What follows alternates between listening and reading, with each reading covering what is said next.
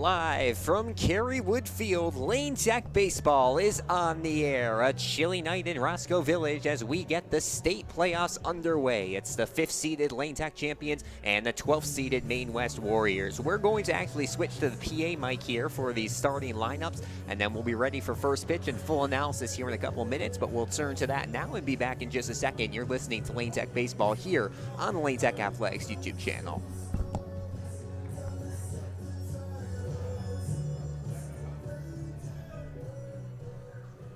Fans, welcome to Carywood Field for tonight's IHSA 4A Regional Semifinal between the 5th-seeded Lane Tech champions and the 12th-seeded Maine West Warriors. At this time, let's meet the starting lineups. First, for the visiting Maine West Warriors. Leading off in center field, number 6, Ethan Cusack.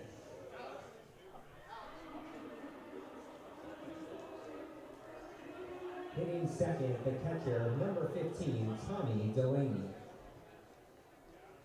Pitching tonight, number 2, Charlie Parcell.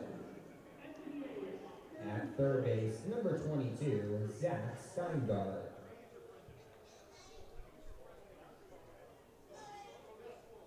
At first base, number 30, Julian Dillow.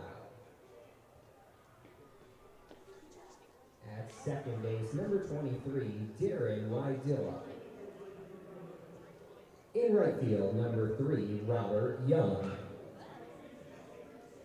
Hitting tonight, designated hitter, number 11, Ben Cooper, hitting for shortstop, Tommy Kubiza. And hitting ninth, the left fielder, number 11, Kyle Ramirez. Now let's meet the starting lineup for the home team, the 5th-seeded Lane Tech champions. Hitting lead off the shortstop, number 27, Teo Greco. In center field, hitting second, number 4, Josh Katz. Hitting third in right field, number 31, Ethan Borgren. Hitting cleanup, the third baseman, number 35, Louis Derishin. Hitting fifth, the catcher, number 25, Zach Joshua. Designated hitting tonight, hitting sixth, the center fielder, number 8, Tyler Trent. Hitting seventh, the second baseman, number 21, Jeffrey Capp. Hitting eighth, the first baseman, number 10, Jack Sir. Hitting ninth, the left fielder, number 6, Jack Pelican. And pitching for the champions, the right-handed pitcher, number 7, Jacob Meza.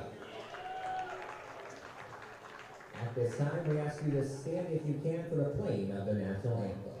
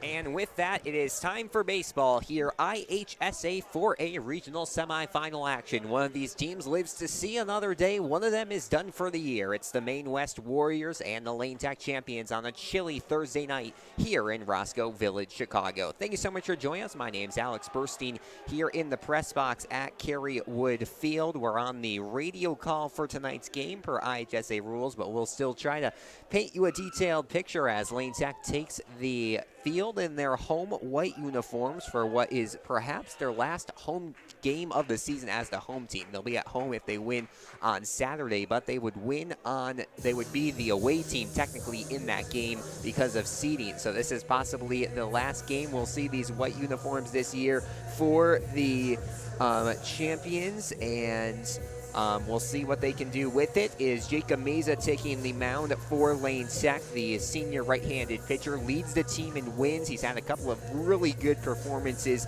as of recent for Lane Tech. You look back at the last couple of weeks, and his most impressive start of the year came about 2 weeks ago. Quarterfinal of the Public League tournament against Lincoln Park. Went 6 innings, only gave up 3 hits, 1 run earned in that. So Meza's been heating up. The Webster right-handed commit has been doing very good as of recent. He's going to look to shut down a Maine West Warriors roster that has won 3 games in a row. This is the Maine West team that has underperformed in some games. They come into tonight's game under 500, 13-15 on the year, but they are in any game that Charlie Parcell is pitching, and the left-handed Northern Illinois University commit is doing just that tonight. Parcell 8-0 on the year, an ERA just over 1 on the season, named back-to-back Central Suburban League North Player of the Year. He has been so impressive this season for the Warriors, and he is taking the mound, but he also will be hitting, so we'll probably see him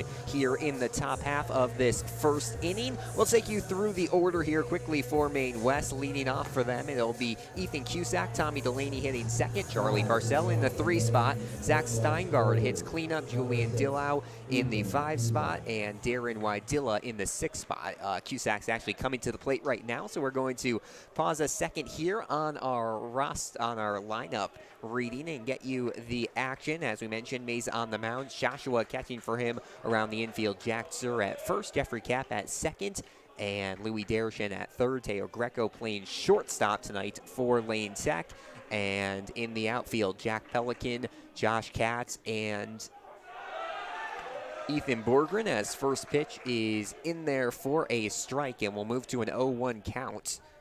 Thanks for joining us. Alex Burstein on the call here from Kerry Wood Field. Fastball high on pitch 2, and we'll move it even at a 1-1 count.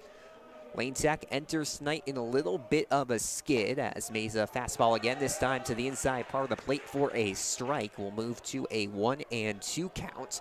Cusack is yet to move the ball bat off his shoulder. The 1-2 hit high towards left field, and this will drop in front of the left fielder Pelican down for a single, and the leadoff man aboard here in the form of center fielder Ethan Cusack, and that will send Tommy Delaney to the plate.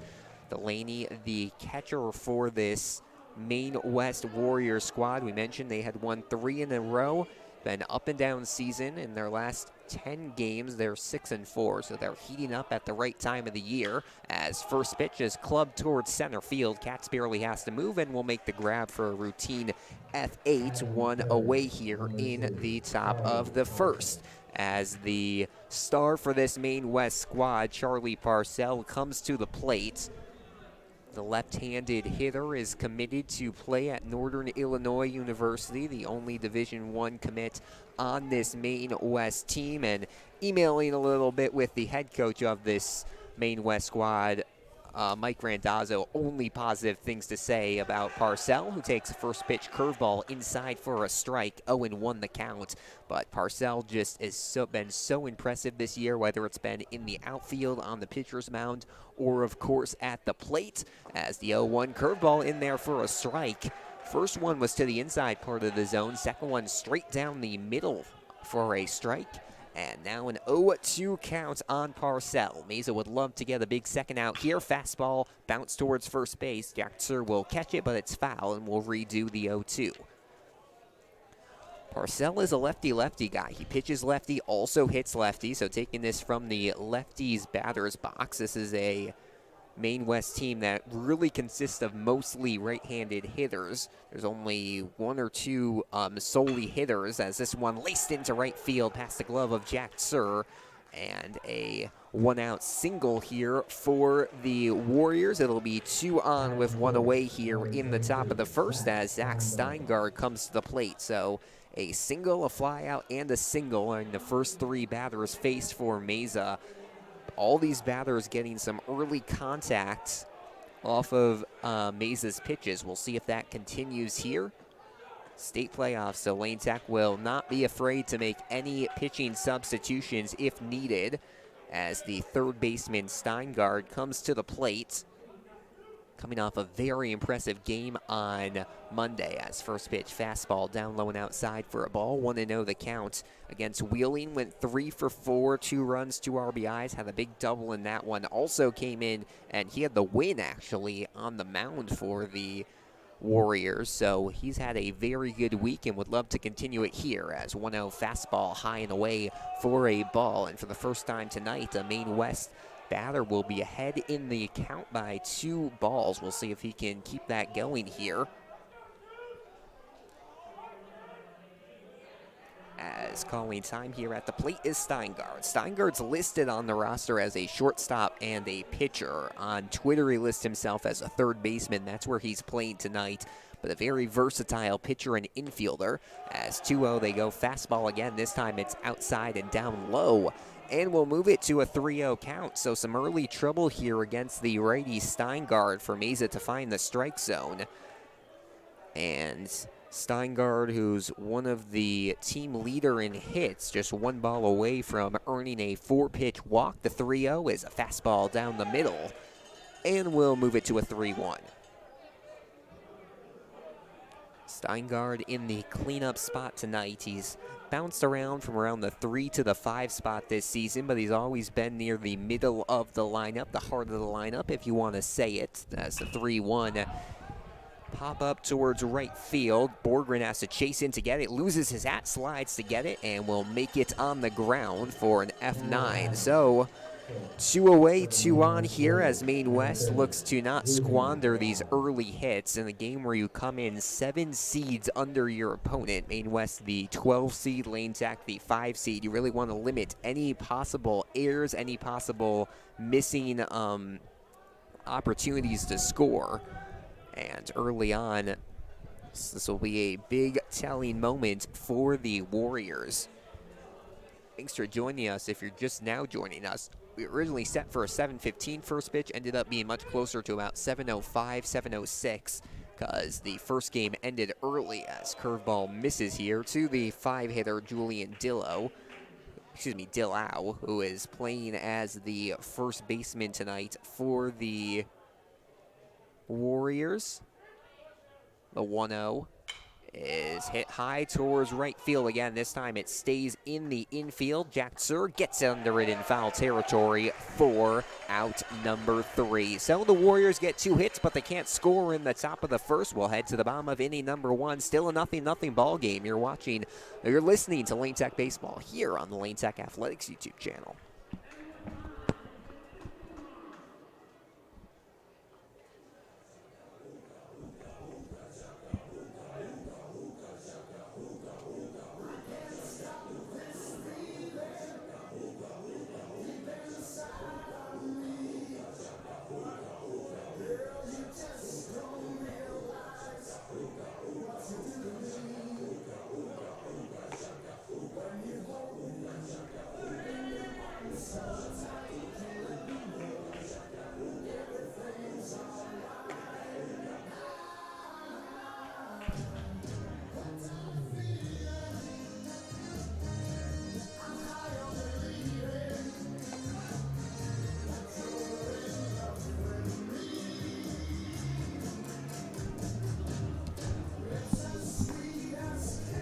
head to the bottom of the first here at Kerrywood Field. Lane Tech champions will look to strike first offensively, but that's going to be a tough task to do against Charlie Parcell, the left-handed pitcher for the Maine West Warriors. And oftentimes in baseball, the stats don't tell the full story. In the case of Parcell, the stats do tell the whole story.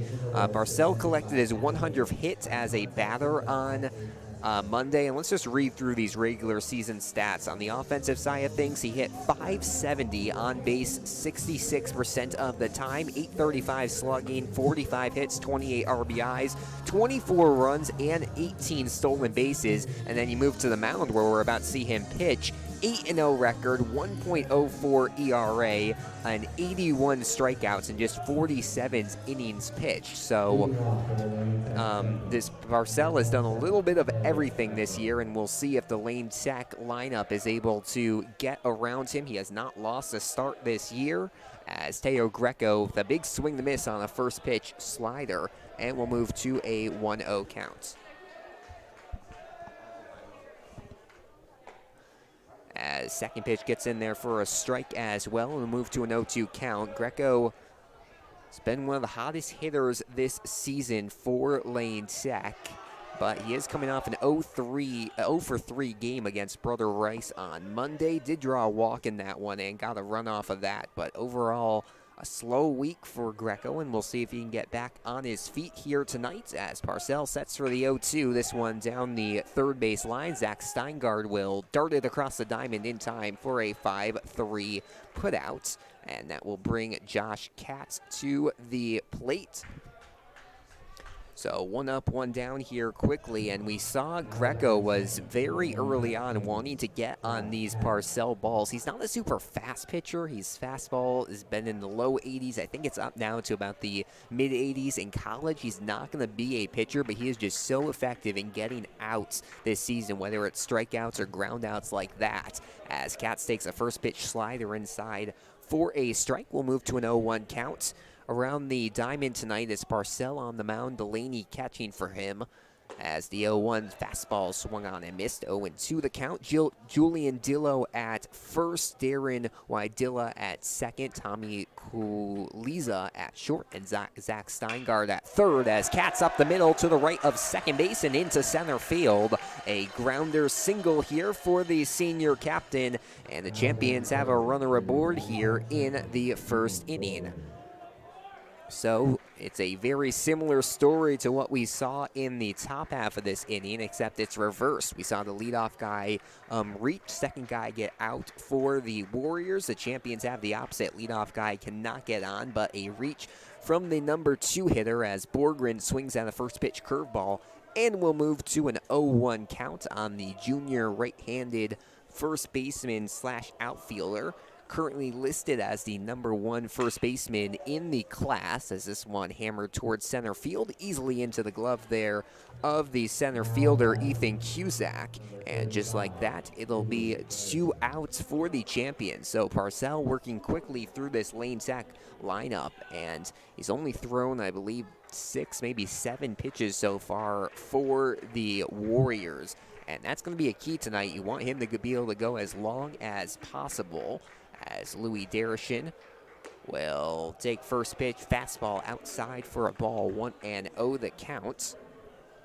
Darashin, the senior third baseman, had a rough game against the Brother Rice Crusaders on Monday. Did not reach in that one. We'll take a second pitch inside as well, 2-0 the count. Darashin usually crowds the plate a little bit, so we'll see if that's on the nerves at all of the lefty pitcher Parcell. Interesting strategy. I talked with the head coach of the Warriors earlier this week, and as of Monday, he did not know who he was going to throw in this game. When it comes to state playoffs, it's a lot of strategy. Maine West obviously using their number 1 guy here tonight, meaning he would not be eligible for the championship on Saturday should they advance, as a 3rd straight curveball and a 3rd straight miss inside here to Darashin, who finds himself ahead in the count 3-0. And trying to be the second reach, curveball high now, and a 4-pitch walk. So the same pitch there to about 2 different locations on 4 pitches. And the champions have runners at first and second base with 2 away. So once again, a very similar script to what we saw in the top half of this inning. And we'll see if they can break that curse. Only 5 runner batters were sent to the plate for the Warriors. And this is the 5th batter to the plate for the champions. As Joshua, the righty, takes the first pitch fastball in there for a strike, 0-1 the count. So after throwing 4 consecutive balls to Darishin, first pitch is a strike to Joshua. Runner takes towards third base. It's a hit and run, but the hit part doesn't work. Joshua checks it back, foul, and a 1-1 count. We'll see if they try to run Katz again. Katz got a big jump on third base, and then by the time he was about halfway down the line, they decided to send Darishin as well. So a 0-2 count now with 2 away and 2 on. Runners at first and second base. That's Josh Katz at second, Darishin at first. Looks back towards second base. The pitch way inside, almost hit the foot there of Joshua. And that curveball here early on, not working great for Parcell. Just been dipping a little too far inside to these righty batters. We'll see if he can straighten that one out. 1-2 now the counts. Katz dancing over at second base. The pitch is high for a ball, and we'll go to a 2-2. So we talked about how Teo Greco was out of the gate swinging at a lot of pitches. We saw similar out of Katz, but Lane Tech has calmed down their bats a little bit. These last few batters they've sent to the plate as a 2-2 pitch misses down low. And Joshua, talking about patience, moves an 0-2 all the way to a 3-2. And it will be a full count for the senior captain catcher here. Leads from Darishin and Katz. I imagine they will be running here with a 3-2 and 2 away.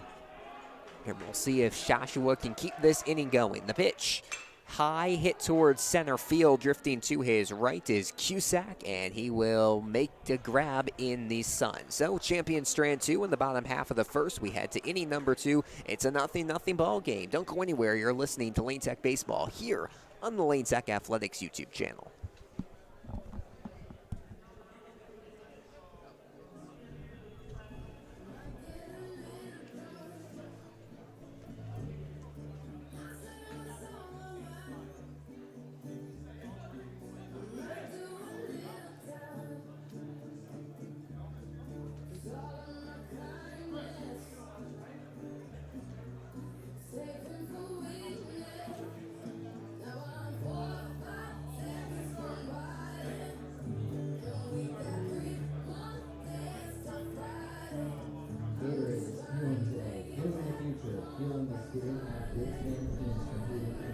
In all IHSA state final events.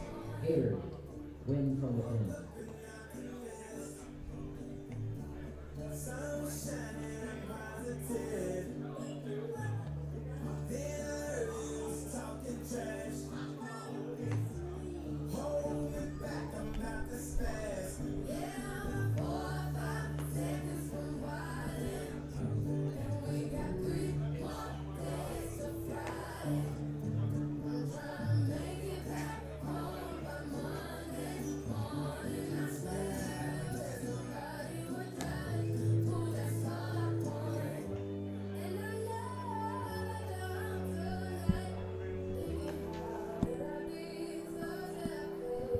We head to the top of the second here at Kerrywood Field. Still 0-0 your score between the Lane Tech champions and the Maine West Warriors here on this Thursday night of baseball. Both teams sent 5 batters to the plate. Both teams got 2 singles. Neither team got a run, though, in the first inning. So that is where things stand, as Darren Wydilla, the second baseman, will lead us off here in the top of the second. Was an all-conference selection in the Central Suburban League this year. Hit .314 in the regular season. Got on base with an on-base percentage of .467 this year, as he will bounce first pitch inside foul.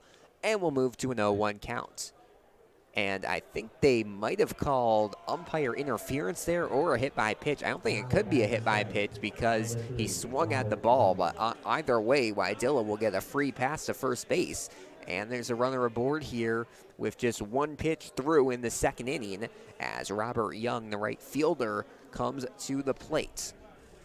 It's always nice here in the state playoff games with 3 umpires for every game as Robert Young will bunt the first pitch back to Meza. Foley makes the throw and gets it on a 1-bouncer to first. Runner advances, but a very athletic play there from Meza, who makes the throw while falling to the ground. And 1 away here. And this is now 2 pitches. 2 batters have come to the plate. Now on the third pitch, a third batter will come to the plate. As we'll see the 8-hitter Ben Cooper, designated hitter, coming up to bat for the Warriors.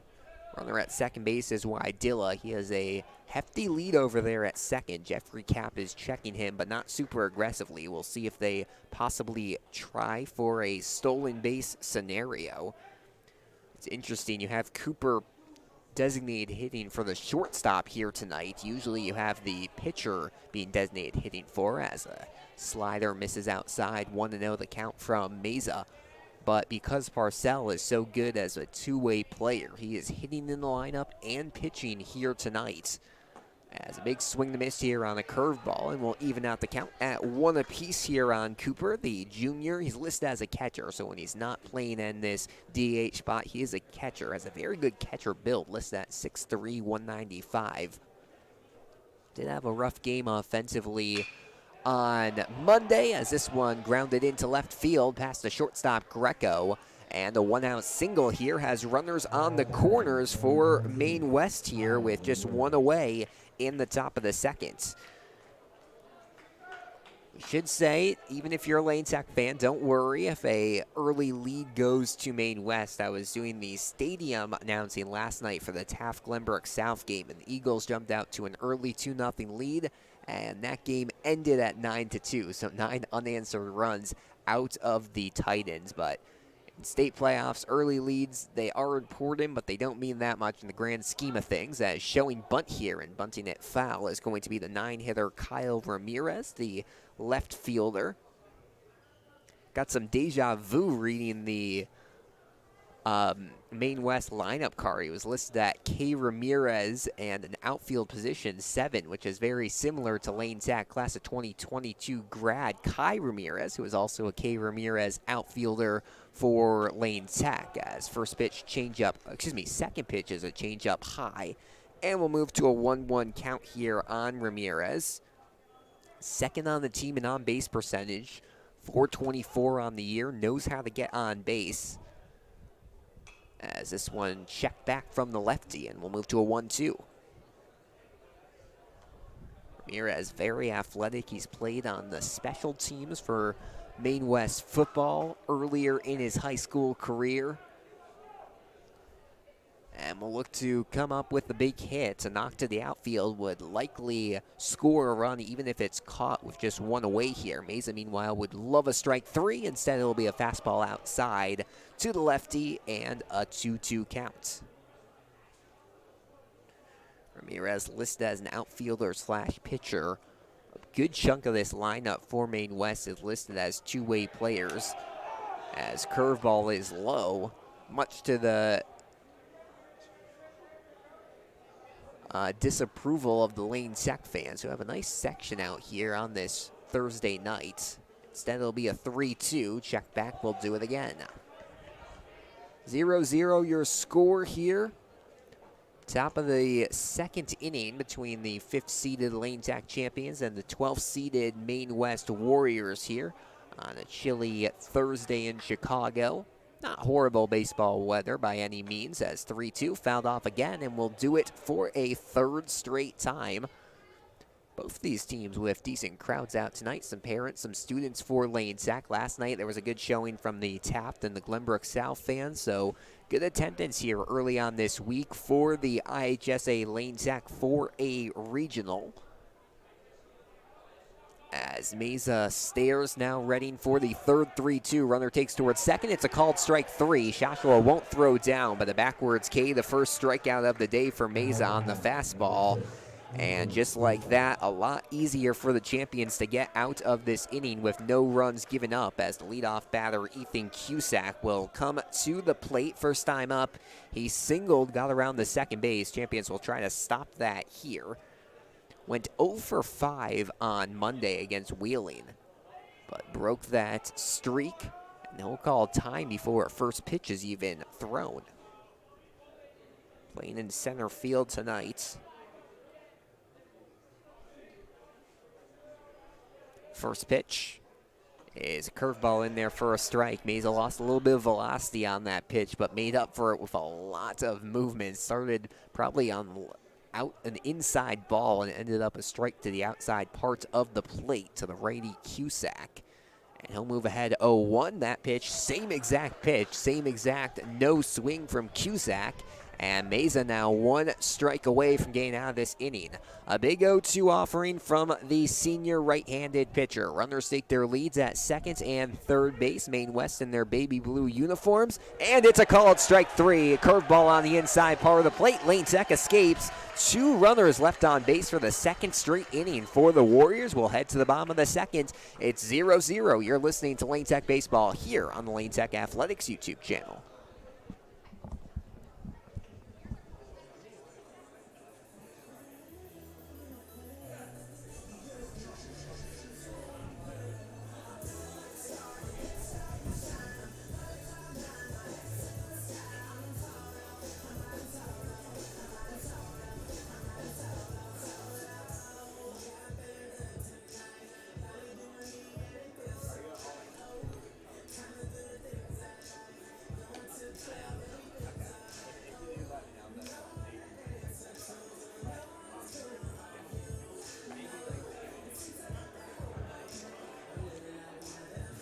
Player safety is the IHSA's top priority. Do you know the IHSA is the first state high school association to develop a sports medicine advisory committee?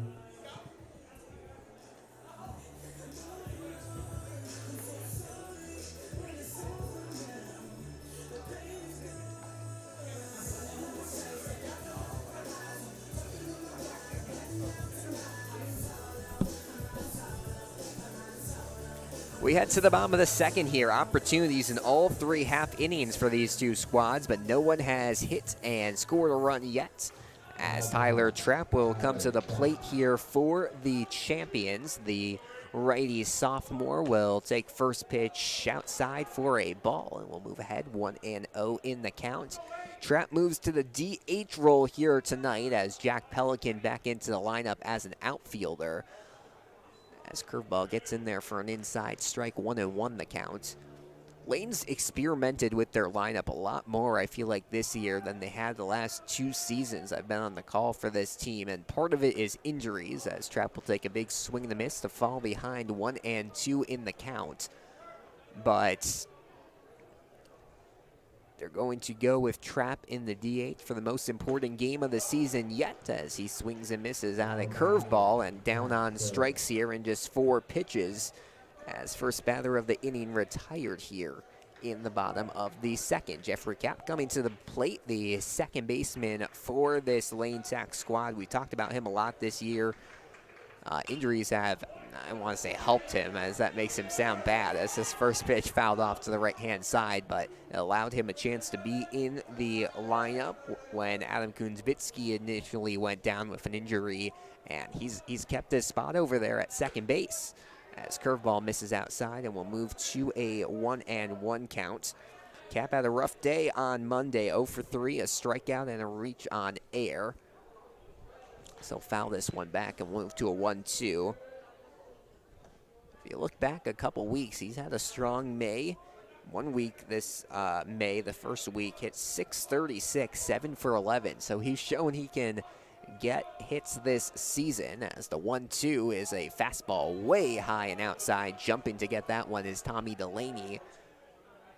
And he keeps this at bat from having a wild pitch, as Cap will swing and miss at a fastball high and away. Probably would have been a ball there, but instead it's back-to-back strikeouts here from Tyler Trapp and Jeffrey Cap, and Jack Sir will come to the plate trying to keep this inning alive.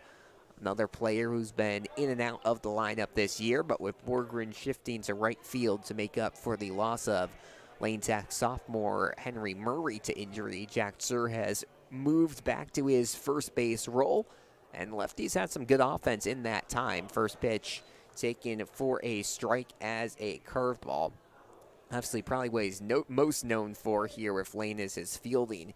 Spots a .992 fielding percentage on the year.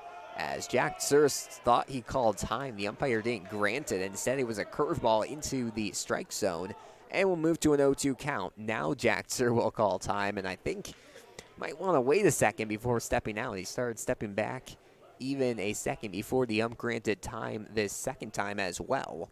But the 0-2, similar pitch, but this one just a little too far outside, and we'll move to a 1-2. Thanks for joining us. Alex Burstein on the call here from Carywood Field. It's win or go home here for the champions and for Maine West. This curveball arches outside, 2-2 the count. Jack Sir, a two-sport athlete, opened his Lane Tech athletic career, goes a day longer.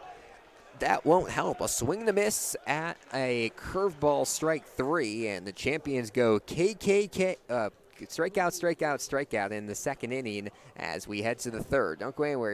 You're listening to Lane Tech Baseball here on the Lane Tech Athletics YouTube channel.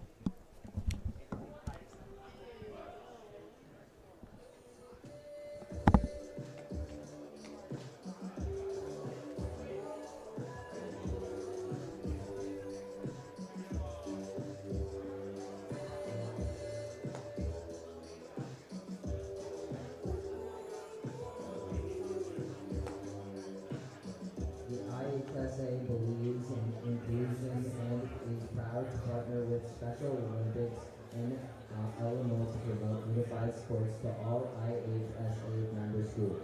Contact the IHSA to find out how your school can become a unified champion school.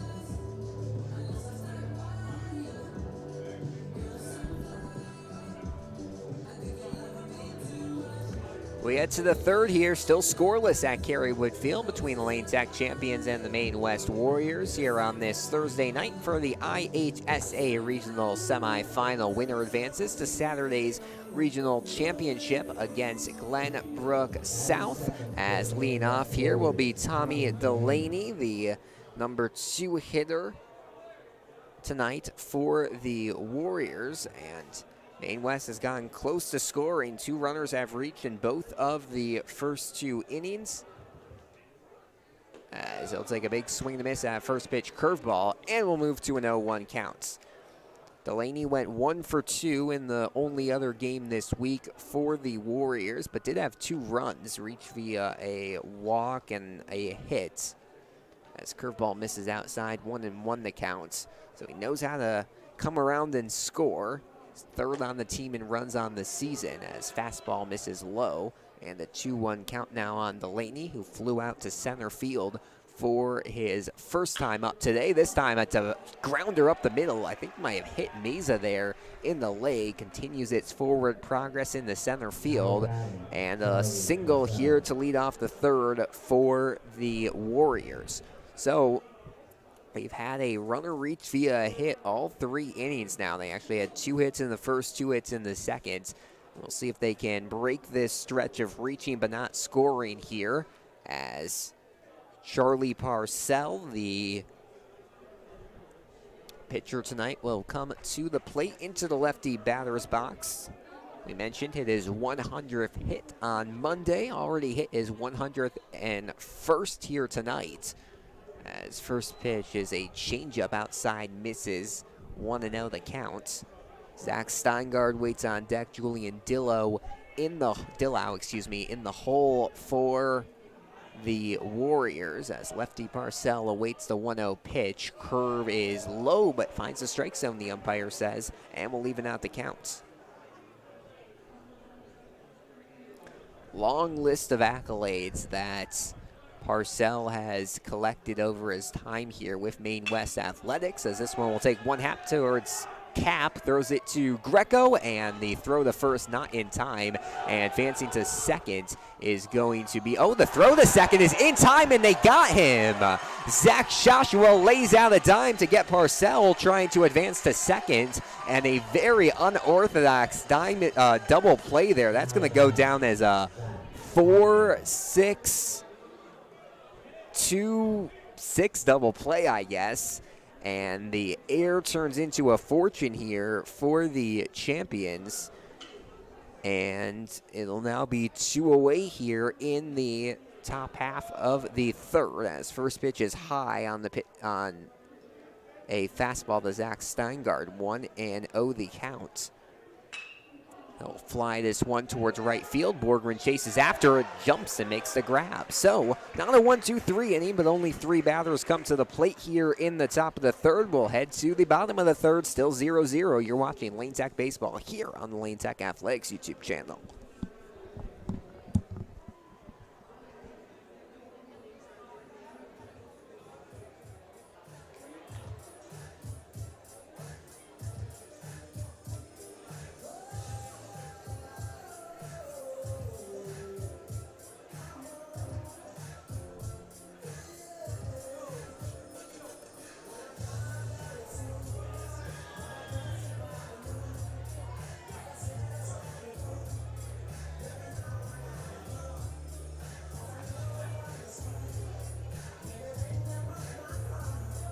If you love high school sports in Illinois, then the IHSA state webpage is for you. Click the green IHSA state street sign on IHSA.org for great stories on sportsmanship, history, school nicknames, state final previews, and much more.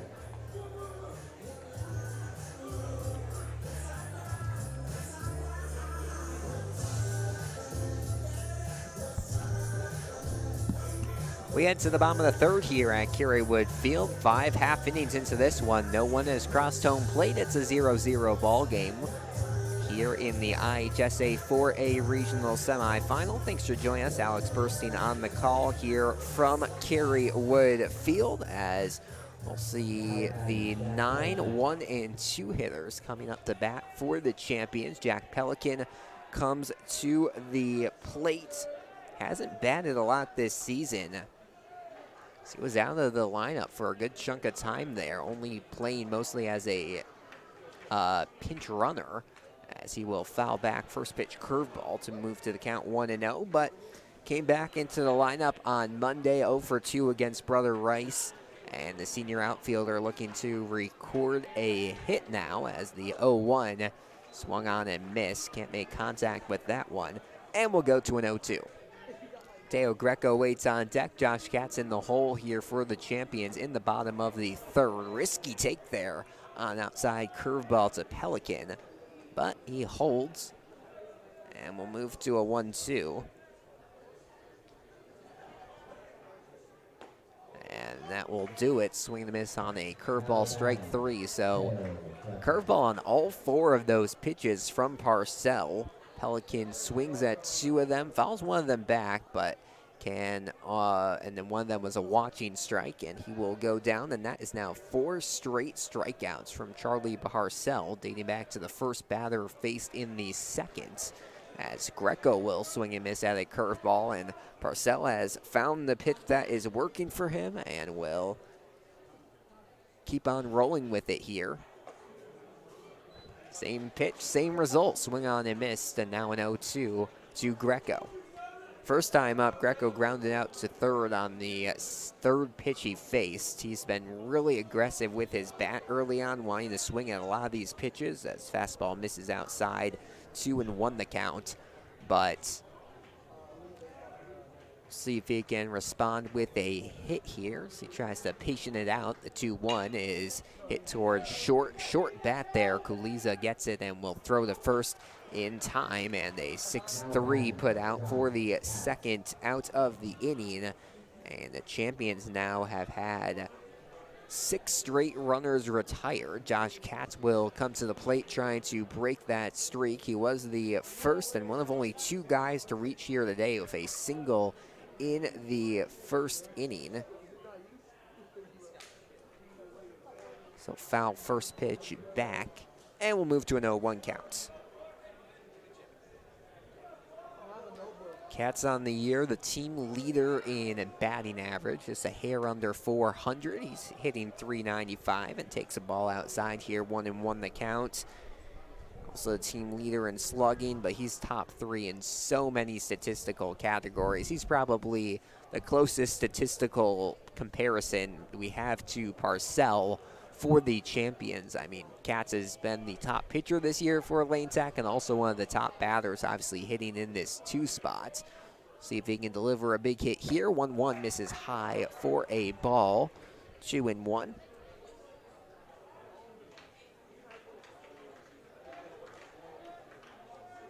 The pitch is check swing. They say he does not go, and he'll get ahead in the count now, 3-1.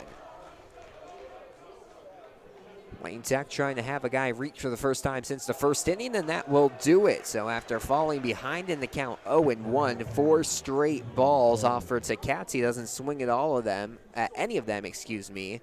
And he'll be aboard with 2 away here in the bottom of the third. This is starting to feel like a game that really may be decided by 1 or 2 runs and maybe a very low-scoring game. Talking with some players earlier and just examining the probable pitchers for this one as curveball misses hits the zone inside. 0-1 the count, but looking at the probables for tonight's game, it seemed like it was likely going to be a low-scoring game, and that's exactly what we have gotten as swung on and missed from Borgren.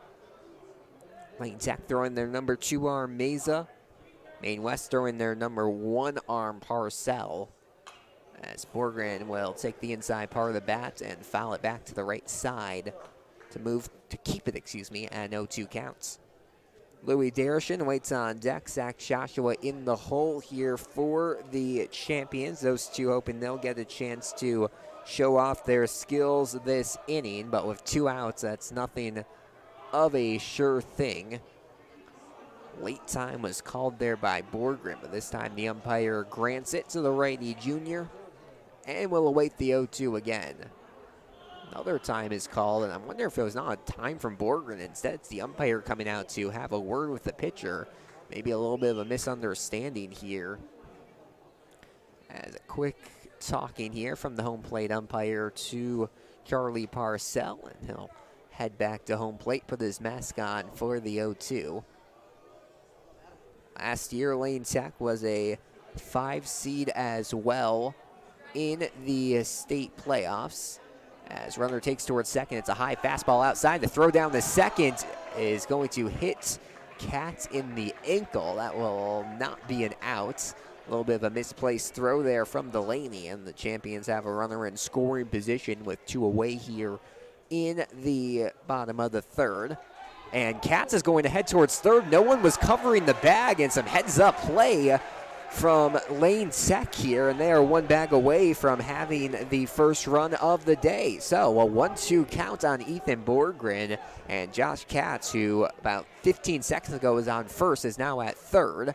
Fastball misses outside, and a little bit of life into this Lane Tech crowd for one of the first times tonight. 2-2 count. Borgren has to reach to keep this inning going.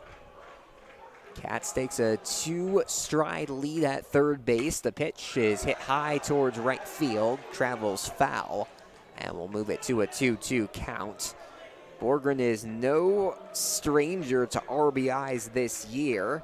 Team leader with 32 of them this season, trying to add 33 here. Late swing, luckily made some contact with that, and we'll keep it at 2-2. So just straight out battle here out of Borgren, who 3 pitches ago was at an 0-2 count. Now he stands here at a 2-2. Couple of foul balls, couple of balls that have blown past him. This time will rip one to left center field and will drop in front of Kyle Ramirez. Borgren rounds first into second base. Run comes in to score, and the champions are on top here in the bottom of the third. Off the bat, that one looked like it was traveling a little further. It ended up bouncing a decent ways in front of Kyle Ramirez, but it doesn't matter. A double here from Borgren, his 10th of the season. Josh Katz easily comes in to score, and Louis Derishin will come to the plate, trying to possibly break this game open. We go from this year's RBI leader to last year's, and Derishin has not been a bad guy at getting RBIs by any mean last year, but this year, but last year was just his monster campaign trying to find the number. He had 48 RBIs last season in the 35 or whatever it is game season, so that's very hard to do. As first pitch to the senior will get in there for a strike. 0-1 the count.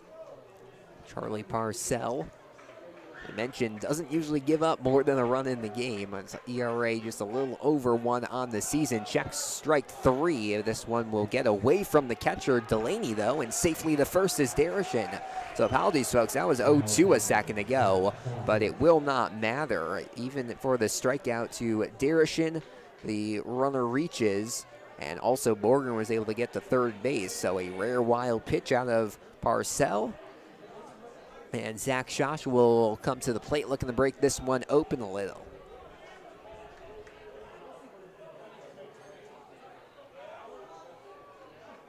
Maine West is a team that's just very, very reliant on Parcell as the pitcher. So if things start going south for him, that will not go well. This ball almost escapes Delaney on first pitch curveball, misses inside, and will move to a 1-0 count. Runners will take their leads at first and third base. It's Derishin at first, Borgren at third for the champions, as Joshua will watch a strike come into the zone for Parcell. He's had very mixed control of his pitches here. Parcell mainly has a 4-pitch rotation, as this one up the middle off the glove of Parcell. He picks it up and throws to first with his left hand for an out. 1-3 to end the inning, but the champions strike first. Josh Katz comes home off of an Ethan Borgren hit, and the champions lead 1-0. Don't go anywhere. You're watching Lane Tech Baseball here on the Lane Tech Athletics YouTube channel.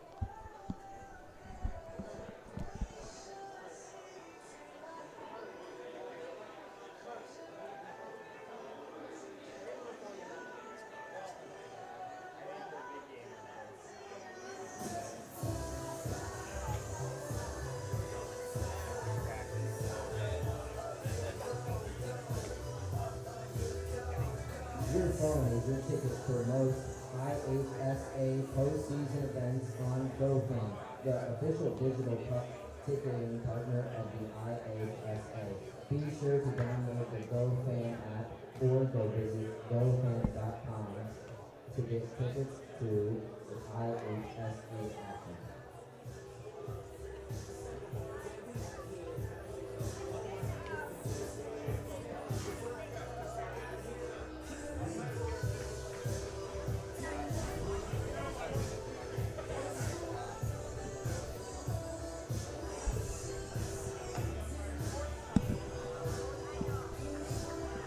We head to the top of the fourth here at Kerry Wood Field, and for the first time today, Jacob Meza will be pitching with a lead thanks to a Josh Katz run here in the bottom of the third, and trying to get that run back will be the 5, 6, and 7 hitters due up for the Warriors here in inning number 4 of action. Julian Dillow will lead us off. Darren Wydilla in the 2 spots, and Robert Young in the 3 spots.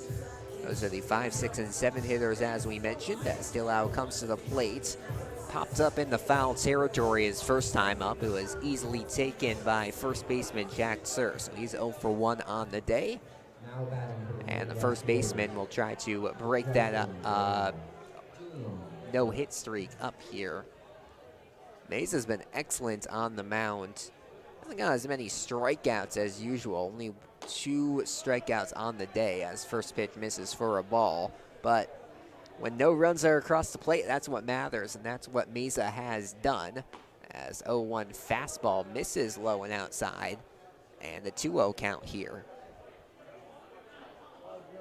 Late starting to come into effect here at Kerrywood Field, as this one will take 2 bounces to Darishin, who scoops it up, throws on the run, and will make it for the 5-3 putout. Nice play there out of the senior third baseman, and it'll be 1 up, 1 down as Darren Wydilla comes to the plate. Darishin, one of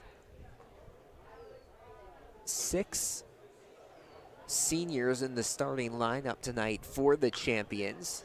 This pitch will be hit towards Cap, who routinely goes for the 4-3 putout of Wydilla, and it just takes 1 pitch to retire the second baseman, and Robert Young will come to the plate. But as we were saying, 6 of the 10 players on this Lane Tech squad here today are seniors, and from now on, these Lane Tech players are going to be playing while not going to school. Today was last day for Lane seniors, as first pitch swung on and missed on a curveball to Young.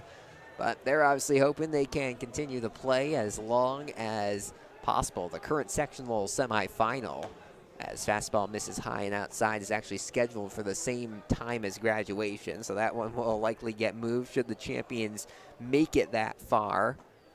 As this one swung on and missed, and Mesa will get ahead in the count 1-2, trying for a very quick, I think there's to be a 8-pitch inning. Can he get a strike here?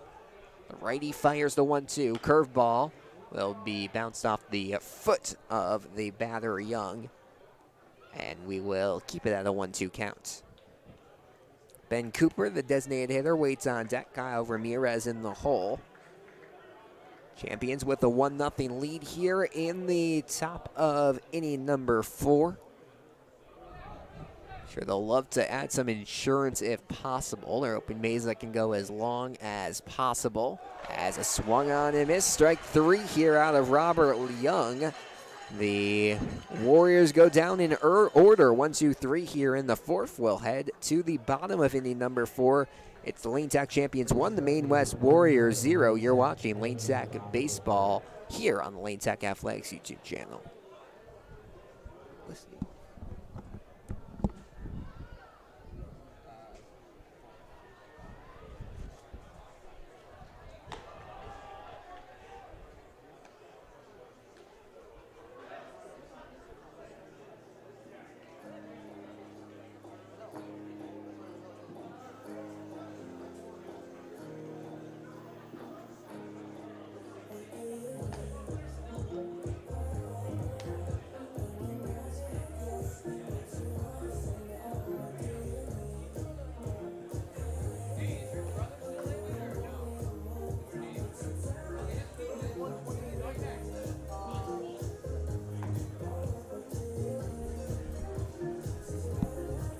Halfway through tonight's contest, it's a 1-run lead for the champions, 1-0, as Charlie Parcell enters his 4th inning of work, and they'll try to do it against the 6, 7, and 8 hitters for the champions. This is the same scenario it was in the 2nd, with Tyler Trapp, Jeffrey Kapp, and Jack Surdu up, and all 3 of these batters struck out swinging their first time up, so they'll try to avoid doing that here. Their 2nd time to the plate. First pitch to Trapp, this time a little more patient, and watches the first pitch curve low for a ball. 1-0 the count. Second pitch is a fastball, but also low. So was pretty dominant through the first 2 innings. Only 8 batters were sent to the plate, but we saw him lose some control in the 3rd, as 3 straight balls here thrown to Trapp. And we'll see if the senior is able to get back on track or not here. The 3-0 is a strike to the bottom inside part of the plate. Umpire hesitated there for a second, but will end up calling it a strike, and we'll move to a 3-1. Quick time called here by Trapp before the 5th pitch of the at-bat. And it's a ball. So only takes 5 pitches for Lane Tech to have their first batter reach here in the bottom of the 4th. It's the sophomore Tyler Trapp who does it. Jeffrey Cap will come to the plate. Trapp, one of 2 sophomores into the lineup. In 4 plate appearances, that was actually the first time either one of them had reached. As now we'll move to a senior, Jeffrey Cap, who hammers first pitch foul to the right-hand side. 0-1 the count. Lane looking to add some insurance to a 1-0 lead here. 8:02 local time in Chicago, Illinois. We moved up from a 7:15 to a 7:08 first pitch here. As the first game here tonight between St. Patrick and Sen went only 4 innings, with St. Patrick winning 15-0.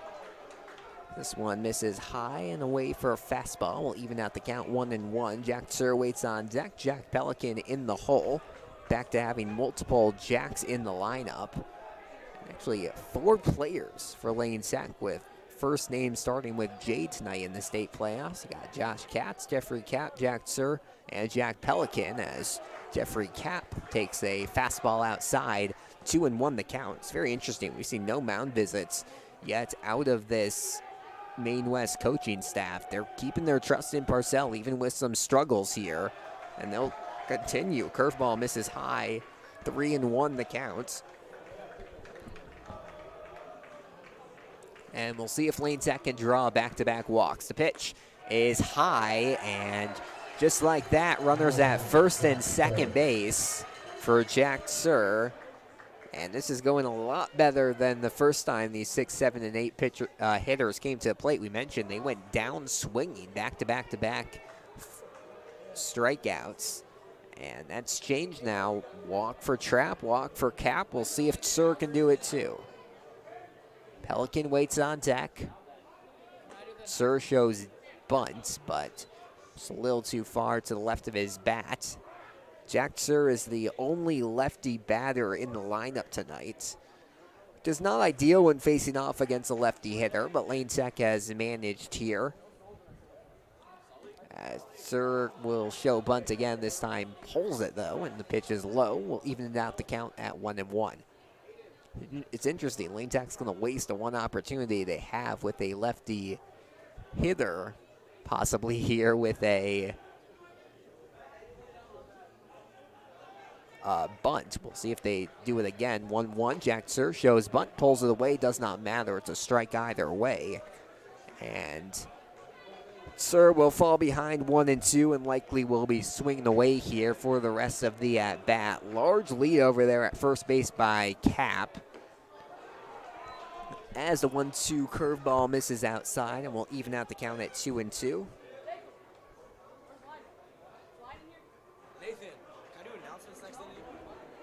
Runners take their leads at first and second base. Slider misses outside, and we'll move to a full count.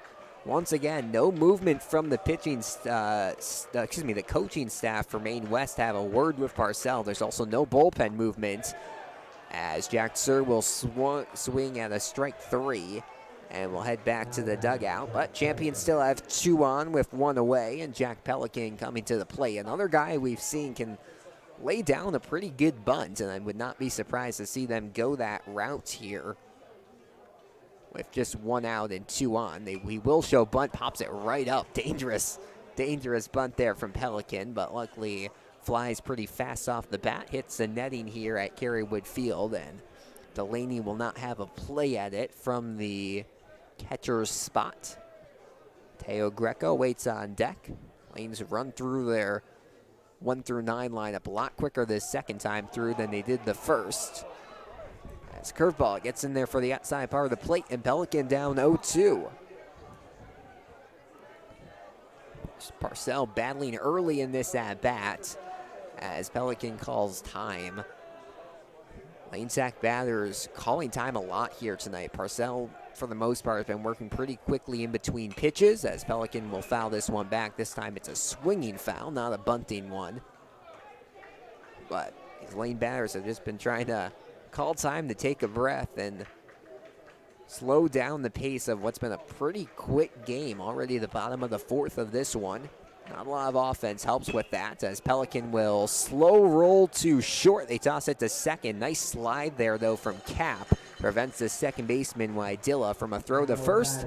And a fielder's choice reach here for Jack Pelican in the bottom of the fourth. Trap was successfully able to get to third base, and now we are going to see a mound visit out of, I don't think it is the manager, Randazzo, so it's going to be one of the assistant coaches. Not sure which one it is. Apologies, but they're going to talk things over with the top of the lineup coming up for the champions. It's going to be 2 outs, 2 on. Trap at third, Pelican at first, and Greco coming to the plate. Going back to Monday, he's now a combined 0 for 5 with a walk in his last 6 plate appearances. So one would say it's time the sophomore is due for a hit. We'll see if he can do it here and deliver possibly an RBI for the champions. He does have 22 of those on the season, second on the team. His curveball gets in there for a first pitch strike, 0-1. It's the first pitch that Greco has seen that he has not swung at. As this one will go straight to the second baseman, Wydilla, who tosses it to first for a 4-3 put-out. Champions strand a couple. Still a 1-0 ball game. Lane Tech leads as we head to the fifth. Don't go anywhere. You're listening to Lane Tech Baseball here on the Lane Tech Athletics YouTube channel.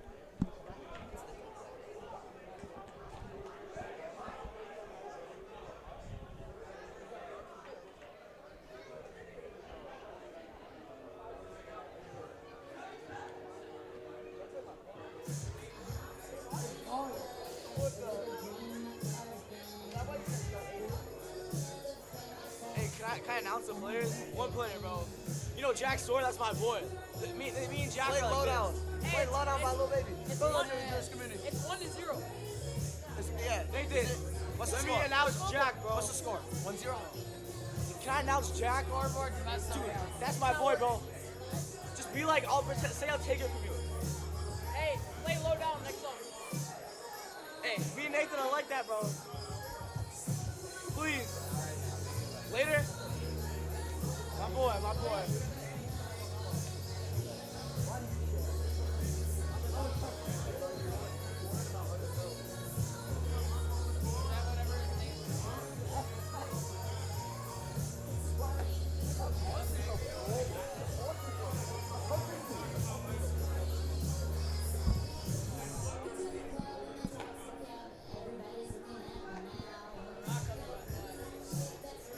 Jacob Meza will stay into the game for a fifth inning of work, because why would he? He has been great through the first 4 innings of work. 4 hits given up, no runs. And he's stranded 4 batters on the base paths here, as first pitch offered to Ben Cooper will be swung on and missed. 0-1 the count. The last inning for Meza, the fourth, was the first 1-2-3 he's had. Joshua tries to frame an outside fastball, won't work, and will even out at a 1-1 count. But in the last 2 innings, he's only faced 6 guys because there was a double play in the third. So Meza's quickly been going through this lineup. Check swing misses, and we'll move to a 1-2 count. They appeal down the first base line. They say he does not go. I'm not sure the umpire was watching that one, was a little slow to respond to the challenge, as curveball misses inside, and now a 3-1 count to Cooper, who singled his first time up. Cooper the 8-hitter, Ramirez the 9-hitter waits on deck, and 3-1 will quickly be fouled off, and a full count. Crazy how different a 3-1 pitch versus a full count pitch feels. Meza, at least to me, feels like a lot more into this at-bat for the possibility of an out here on the 3-2, and that might be what he gets. Fouls this one down the right field line. Borgren chasing after it, and will just travel a hair too far outside. And we'll do the full count offering again. Pulling up Game Changer here quickly to see what Meza's pitch count is at. He's only at 53 here in the 5th inning. And the nice thing is Lane does not have another game scheduled if they win these first 2 regionals until next Wednesday. So they're going to probably try to use Mesa as much as possible, as swing and a miss, strike 3 here is going to be, the runner thought it had hit the dirt, but the umpire will say does not matter. So a forwards K to start off the 5th inning as Kyle Ramirez, the lefty, comes to the plate. Ethan Cusack waits on deck. Tommy Delaney in the hole. As 9-hitter Ramirez will foul the first pitch off to the left-hand side, and we'll move to an 0-1 count.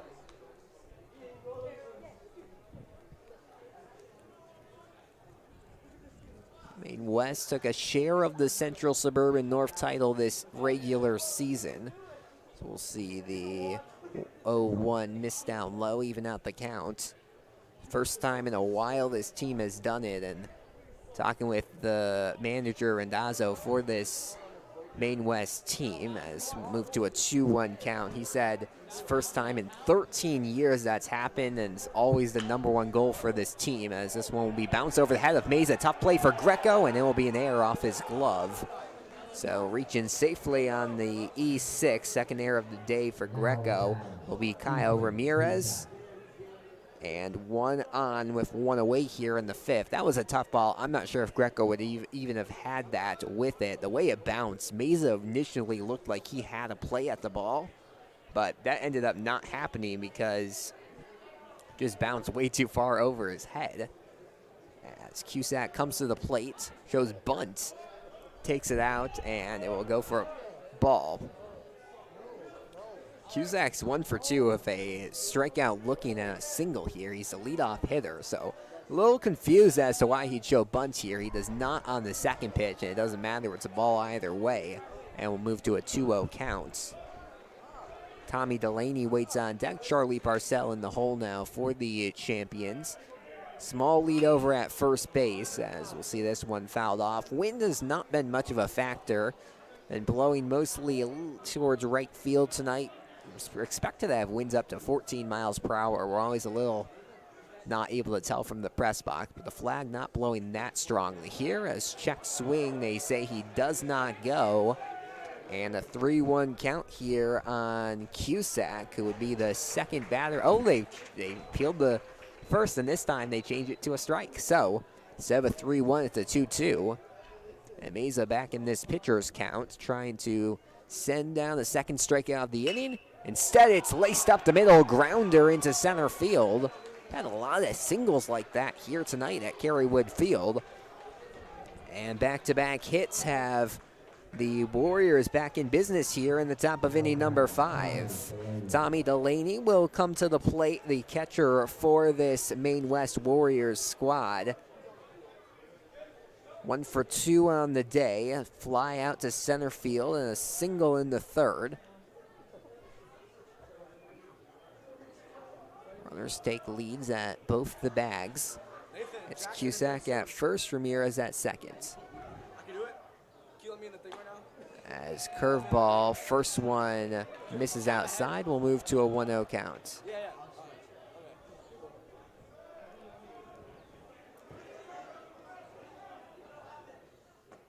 Another curveball here. And we'll even out the count at, excuse me, we'll move, I think even at a 1-1. Delaney on the day, we said 1 for 2, has swung on and missed here, strike 2. He's had a good bat this season. He's been one of the better hitters this season for Maine West. We'll see if he can come up with a big one here. Curveball misses outside. We'll even out the counts. Delaney, a two-sport athlete, has also been the star quarterback this season for Maine West, who made it to the state playoffs in, I believe, 8A. Just like Lane Tech did, as this one fouled off. Will stay even at the 2-2 count. Football's his main sport. Interview I saw he did, he said football is honestly everything to me. So he's a big football guy, but pretty decent at baseball as well. The two-hitter, starting catcher, and time called by him here. as he awaits the 1-2 pitch.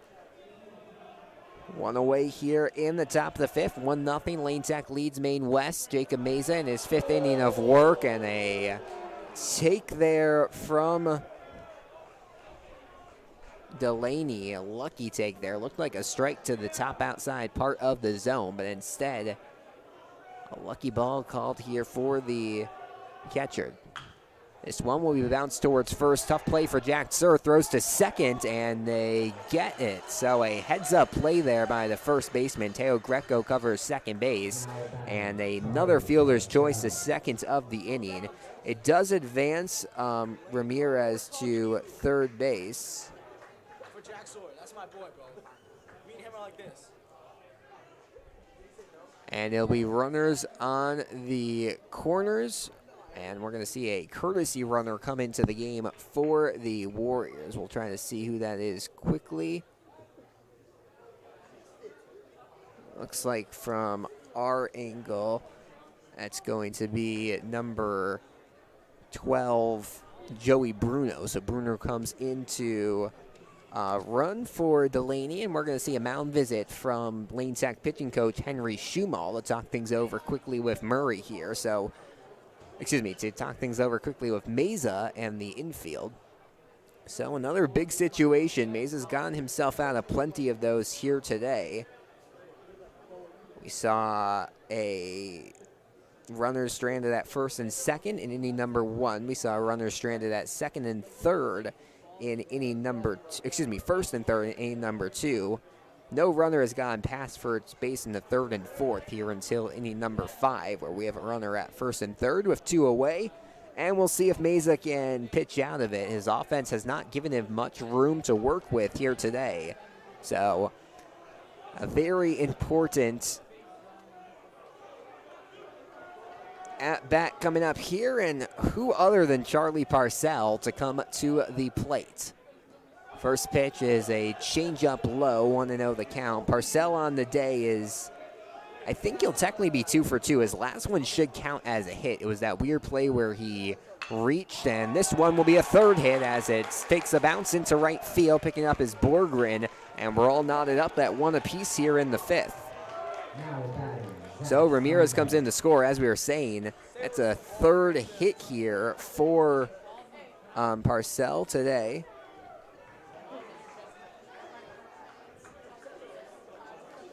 No bullpen work yet for the champions.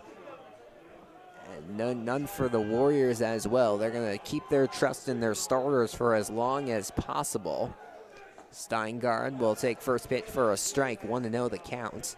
Steingard on the day, the third baseman 0 for 2. Same exact play, actually, both times. He had a fly out to right field in the first and the third.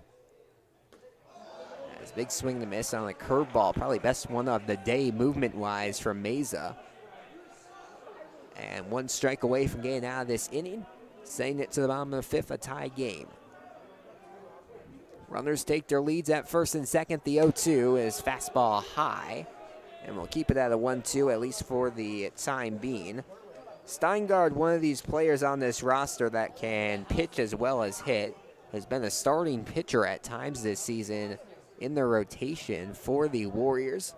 Tonight at third base, though, has another take high for a ball, and 0-2 quickly becomes a 2-2.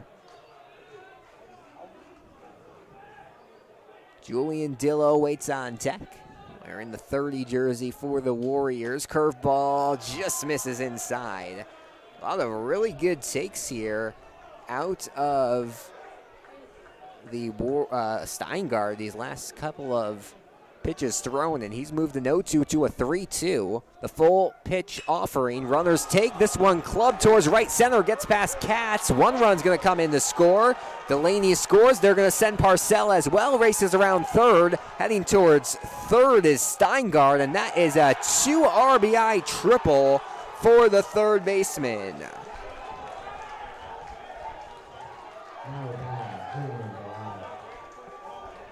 Well, talk about how a game's momentum can change in the matter of seconds. Jacob Meza was up 0-2 in the count. Was one strike away from sending this to the bottom of the fifth, a tie ball game. Instead, 3 straight balls and then a triple from Steingard. Delaney and Parcells score. First pitch is a ball to Dillow. And Champions are going to have to work from behind here on their home field this regional semifinal. Check swing, they say doesn't go, but they will call the strike here on Dillow, who's 0 for 2 on the day. A pop up to foul territory and a ground out in the fourth. This one up the middle. Meza gets it on one hop and will throw it to first. But best offensive inning yet for the Warriors. They score 2. They lead 3-1 as we head to the fifth. Don't go anywhere. You're listening to Lane Tech Baseball here on the Lane Tech Athletics YouTube channel. Is he leading off? Is he leading off?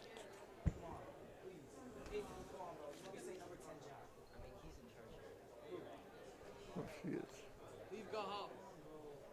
Leave my house, go. I'll give you $1.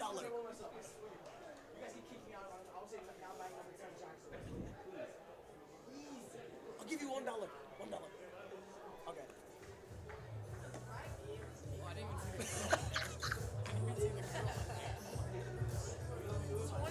That's a lot of money. We head to the bottom of the fifth here at Kerrywood Field. A whole new ball game between the Lane Tech Champions and the Maine West Warriors. A 1-0 lead for the Champions. Moves to a 3-1 lead for the Warriors here in the top of the fifth as Kyle Ramirez, Tommy Delaney, and Charlie Parcell all score, mainly off of a 2-run RBI triple from a 2 RBI triple from Zach Steingard. So those 3 were all very, very important as Josh Katz comes to the plate here in the top of the fifth. He's up. He's up. He's up.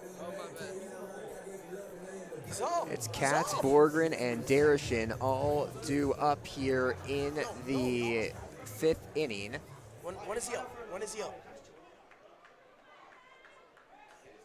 It's going to be Parcell entering a fifth inning of work. He struggled a little bit the last 2 innings, but straightened things out near the end of the fourth, kept the Champions from extending their lead as first pitch is a curveball inside, and we'll move to a 1-0 count. Katz had a really good game on Monday as this one clubbed to right center field, and the right fielder on the warning track will make the grab. Nice catch there by Robert Young. And we'll move to a 1 away here in the bottom of the fifth. So an F9 gets us going. Katz now 1 for 2 on the day. And Borgren, who had a big double, which is actually the only extra base hit of the day for the Champions, his last time up, will come up to the plate. This hasn't been a super great hitting day for the Champions as first pitch comes in for a strike. They were playing small ball, got their 1 run, but now they're going to have to work their way back down from this deficit as Borgren fouls this one off his bat. And an 0-2 count. Still no bullpen work for the Warriors. So Parcells looking to maybe go the distance here. We're going to check quickly what his pitching number is at right now. As Borgren awaits the 0-2 offering. 82 pitches for Parcell as Borgren flies one to right center field. Chasing after it is the right fielder who can't make... Oh, he did get it! Wow, a web gem there by the center fielder, Ethan Cusack. He made that catch near where the right fielder, Robert Young, was standing at the start of that play. Covered a lot of distance for in the outfield. And 2 away now quickly here in the bottom of the fifth. Louis Darishin comes to the plate. First pitch curve low. We'll move to a 1-0 count. And time is moving very fastly for Lane Tech baseball here as Louis will take a second pitch for a strike. 1-1 the count. Lane with 7 outs left to make up this 2-run deficit. Curveball misses outside, 2-1 now the count. Zach Joshua waits on deck, has his catching gear half on as Darishan rips one towards left center on the warning track, and making the grab is Ramirez. So 3 hard hit balls hit to the outfield and 3 catches by the right fielder Young, the center fielder Cusack, and the left fielder Ramirez. F9, F8, and F7 will head to inning number 6. It's the Maine West Warriors 3, the Lane Tech Champions 1. You're listening to Lane Tech Baseball here on the Lane Tech Athletics YouTube channel.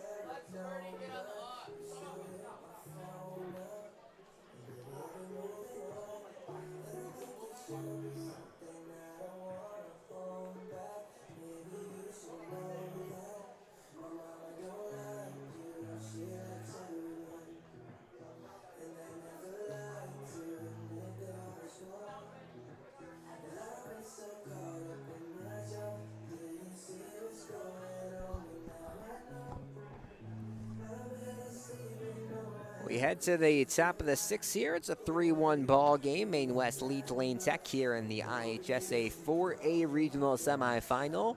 The winner advances to Saturday's regional final against the 4th-seeded Glenbrook South Titans.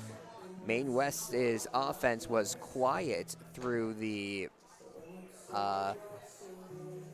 first few innings, but put 3 up against Jacob Meza in the 5th, and that will not make Lane Tech move to the bullpen. Meza's going to stay in for a 6th inning of work. They're really leaning into their senior right-handed Webster commit here, as he'll take the first pitch fastball strike here to Darren Wydilla. He's worked well against the 6, 7, and 8 hitters who are due up here. They're combined 1 for 5 against him, as this one bounced to Darishan. Wasn't sure to keep it or play it foul. Instead, it's a slow throw to first, not in time. It was a little high. Sir had to jump for it.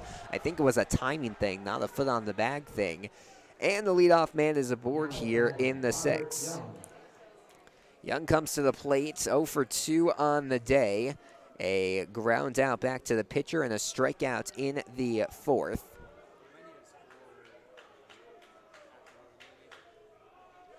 Lane's offense is really going to have to get to work in these last couple of innings, as a bunt called, and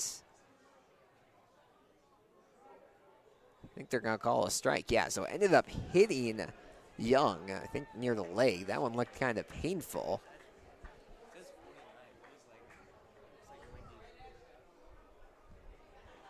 But it will not matter because it missed the bat and goes for a bunt strike. So 0-1 now the count on Young, the right fielder tonight for the Warriors.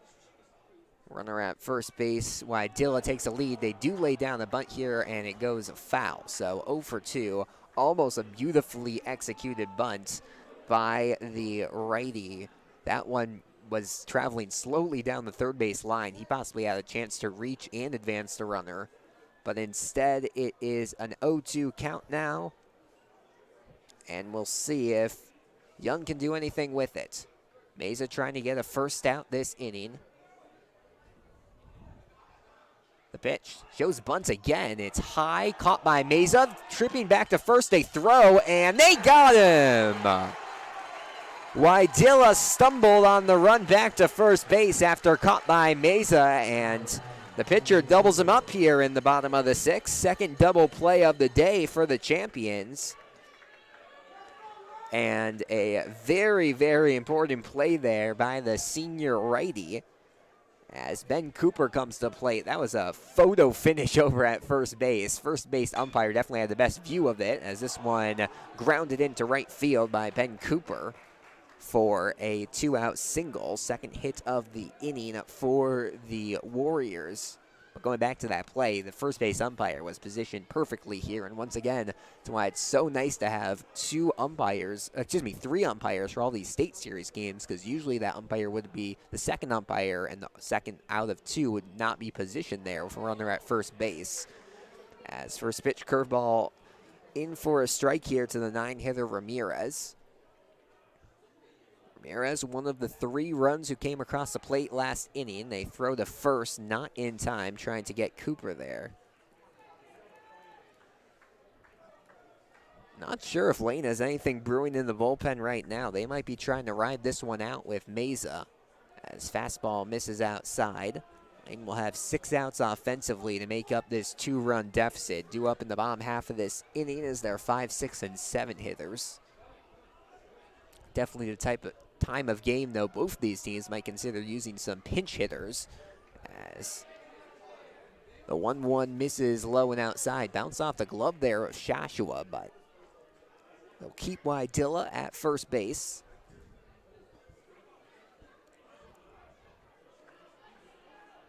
The leadoff man, Cusack, on deck here.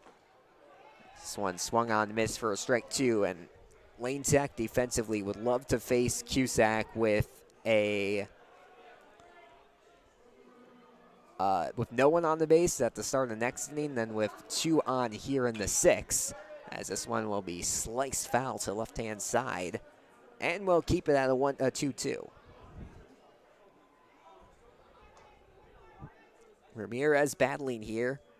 Reached on air his last time up, but did not waste the opportunity. He came home to score, but he's still looking for his first official hit of the night here in the state playoffs.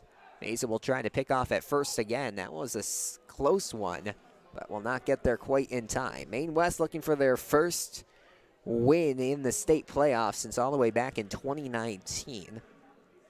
It's been quite a few years since they've gotten a state playoff win, as fastball misses outside. 3-2 now the count. They were an 8 seed in that matchup, taking on the 10 seed Evanston Wildcats. So this year are the 1 seed in this sectional, and won it 9-1.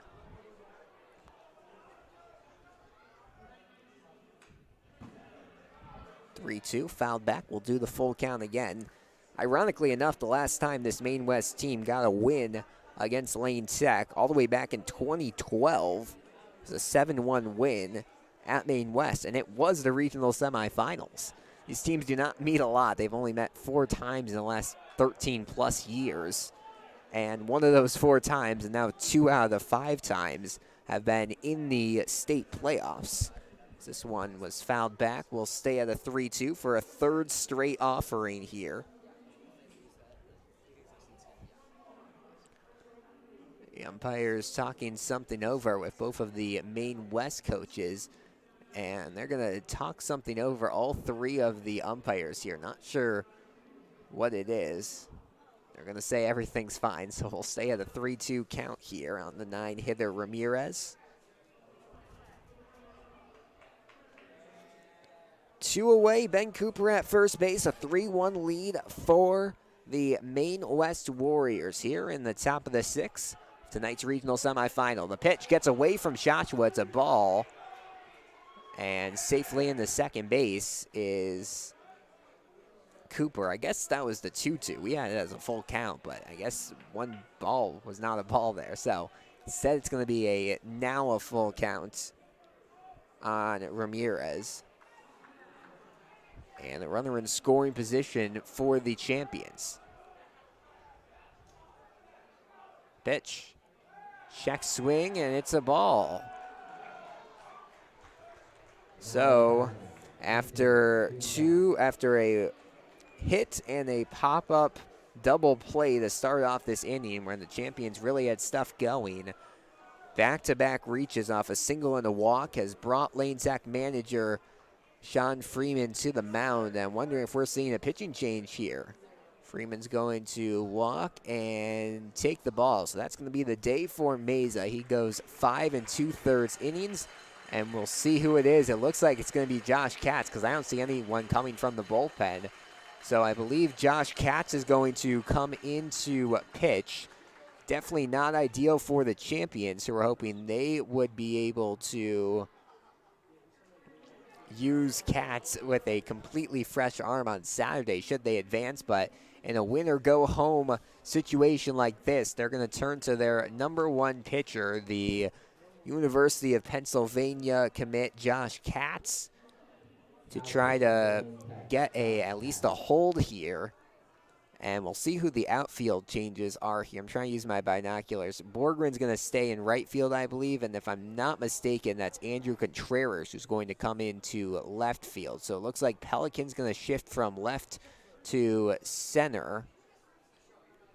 And Andrew Contreras should move from the bench to left field. We'll check that on Game Changer in a second, but we'll read you through the entire lineup as we think we have it here. Meza will be replaced by Katz pitching. Zach Shashua is catching, and then Jack Sir at first, Cap at second, Greco at short, Darishan at third. So the infield and catching stays the same. The outfield's where the changes start, as it's going to be Andrew Contreras into left field. Jack Pelican moves from left to center, which is his primary position. So Lane will not lose any defense in center, and Ethan Borgren will move to right field. We last saw Josh Katz pitch a little over a week ago back in the Chicago Public League semifinals, and he pitched a very great game in that one. As you know, Lane Tech ended up falling in that game in extra innings. 4-3 was the final, but that was by no fault to Katz at all. Trying to quickly bring up his line from that game. He's the one of the team leaders, a sub-2 ERA, 1.98 on the year. And we'll see if we can find it quickly in our notes here. 7 innings pitched, 2 runs, neither of them earned, 10 Ks and 2 walks. His last pitching appearance against the Kenwood Broncos in the city semifinals. And even more pressure-filled situation here in the regional semifinals. 2-on-2 away. Champions trail 3-1 here in the top of the 6th. Ethan Cusack comes to the plate. As first pitch, check swings. Fastball goes there for a strike either way. And we'll move to an 0-1 count. Katz was named to the All-Conference team again this season. 2nd straight year with that honor. He was the Public League Pitcher of the Year last season. As fastball blazes in there but goes outside. We'll even it out at a 1-1 count. Mainly works with a pair of fastballs, 4-seam and 2-seam, to go along with a curveball and sinker and slider. So really a 5-pitch arsenal for Katz, which has made him very lethal. Runner takes towards third. Katz throws, and they get him. So an attempted stolen base without a pitch there from Cooper ends up in an out. And Katz does not even have to face a full batter here in the top of the 6th. We'll head to the bottom of the 6th. The champions are trying to come back from a 2-run deficit. It's the Maine West Warriors 3 to Lane Tech Champions 1. You're listening to Lane Tech Baseball here on the Lane Tech Athletics YouTube channel.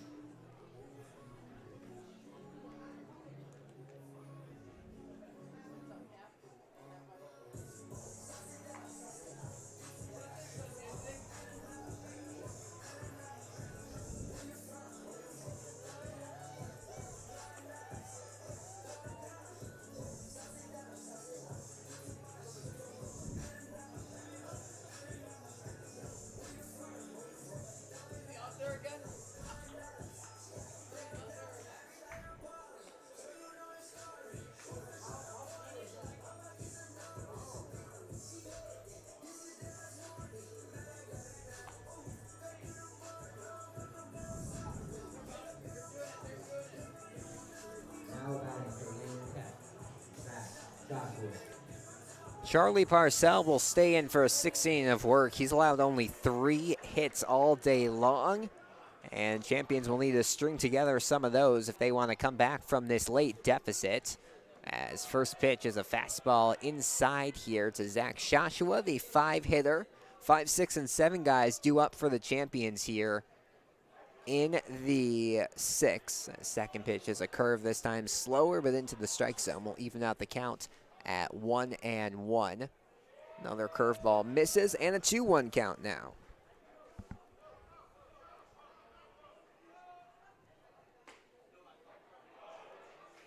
Takes from Shashua on the 2-1, finds its way into the zone, and a 2-2 count. Parcell continues to work very fast as Shashua past the diving shortstop Kuliza, and he's safely aboard with a single, and the tying run will come to the plate here for the Champions in the bottom of the 6th. It's been a great fielding day for the Champions. Excuse me, for the Warriors, but that one was just a little too far out of the reach of Kuliza, and we're going to see a pinch runner into the game. Not sure who it's going to be with Pelican, and it looks like that's going to be, oh no, they're going to keep Joshua. So Joshua will stay on the base pass. Usually they've used a courtesy runner for him this year, but they'll keep the catcher on the base pass. An 0-1 count on Trap. As the fastball misses high and away, will even out 1-1 account. Jeffrey Cap waits on deck. Jack Sir in the hole. 3-1 lead for Maine West. Bottom of the 6th inning. 7-inning games here in IHSA play as curveball misses high. I think the key for Lane Tech in these last couple of innings is going to be just being patient at the plate. Maine West looks like they're sticking with Parcell, so wait for him to make the errors. This one will be chopped foul. We'll move to a 2-2 count.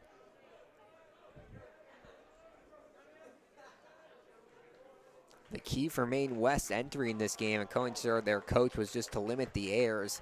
They've done really good at that here today, and it's going to be continue to be key for them in these last few outs. The 2-2, the Trap, is fouled back and will do it again. Trap on the day is 0 for 1. A strikeout in the 2nd, walked in the 4th, came all the way around the 3rd, but was not able to score. And it'll be a called strike 3 on a fastball from Parcell. And second batter faced will go down with a strikeout. So Cap comes to the plate now. A walk and a strikeout. Take first pitch for a ball. His bottom of the lineup has struggled here today. Just 1 hit out of the 5 through 9 hitters. As curveball will miss low. And we'll hit the strike zone. We'll go to a 1-1 count.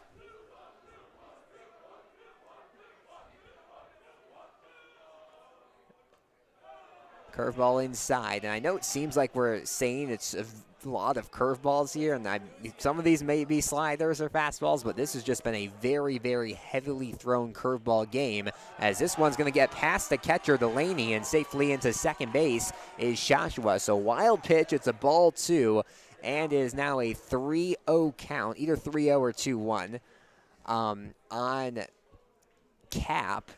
And if Lane Tech could have 2 on with 1 away, that would be big here for the Champions in the bottom of the 6th, trying to work their way back from a late deficit.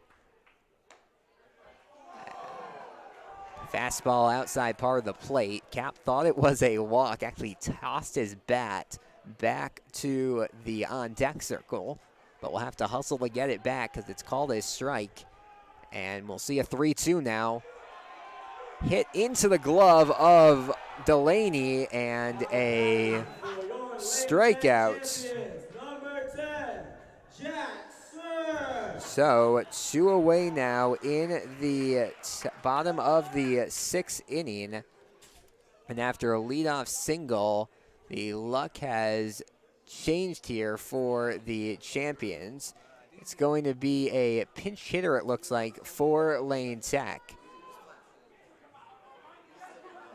So Ryan Dooley, the junior utility guy slash catcher slash designated hitter, will come into the game with this one-on situation. Dooley has found himself with a lot more varsity time the last couple of games. They worked him actually into the designated hitter role for a couple of games. He moved out of that, I believe, against Brother Rice on Monday, but he's faced a lot of really good pitching the last couple of weeks, and we'll see if that can come back to help him here. Even one run would make this a lot more doable of a deficit for the Champions. As first pitch to Dooley, curveball high and inside. We'll move to a 1-0 count.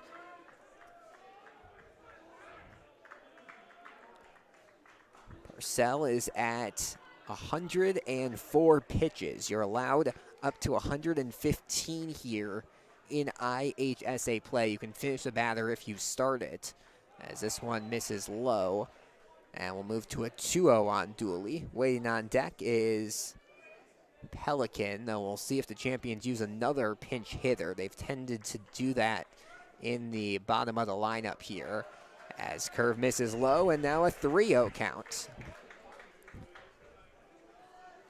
So Champions trying to have two guys on the base paths at the same time for the first time since inning number 4, as 3-0 is a curveball strike to the bottom inside part of the zone. 3-1 now your count. It is currently Pelican still on the on-deck circle, as Dooley fouls this one back, and the 3-0 count moves to a 3-2. Big pitch incoming here from Charlie Parcell. A ball gives the Champions 2 on. A strike makes this a 2-run lead, still headed into the 7th. Late time called here from Dooley. Parcell actually dropped the ball because he had already started to throw it. Dooley had one at-bat on Monday, went 0 for 1 against the Crusaders. And we'll see what the junior can do here. 3-2 offering. High and inside for a ball. 2 on now for the Champions. The tying run is aboard here in the bottom of the 6th, as we're going to see another pinch hitter, it looks like here. Or maybe not. It looked like Pelican was walking back to the dugout. It was actually because we're seeing a mound visit right now out of the Warriors. So back to our pitch count. It's now 110 out of Parcell. So likely this is going to have to be the last batter that he faces. It'll be Dooley at first base. Joshua still weighing out there at second. And Jack Pelican coming to the plate here with 2 away in the bottom of the 6th. Parcell's going to ask to change the ball.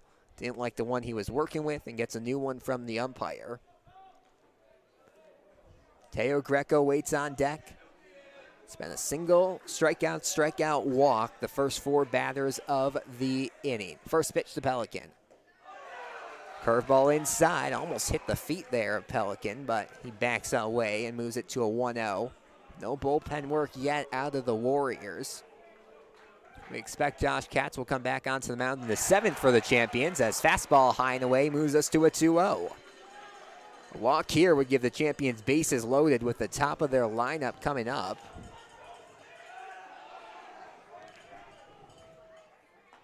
As check swing didn't go, but they are going to call a strike on the bottom inside part of the plate.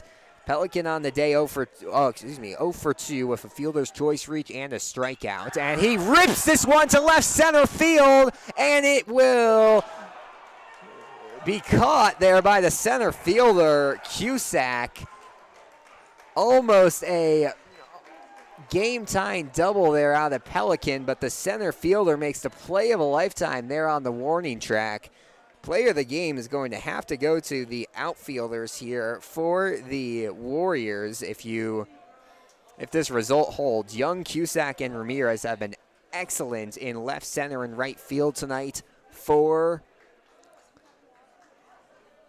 Maine West, and we are going to head to the 7th inning with a 3-1 lead for the Warriors.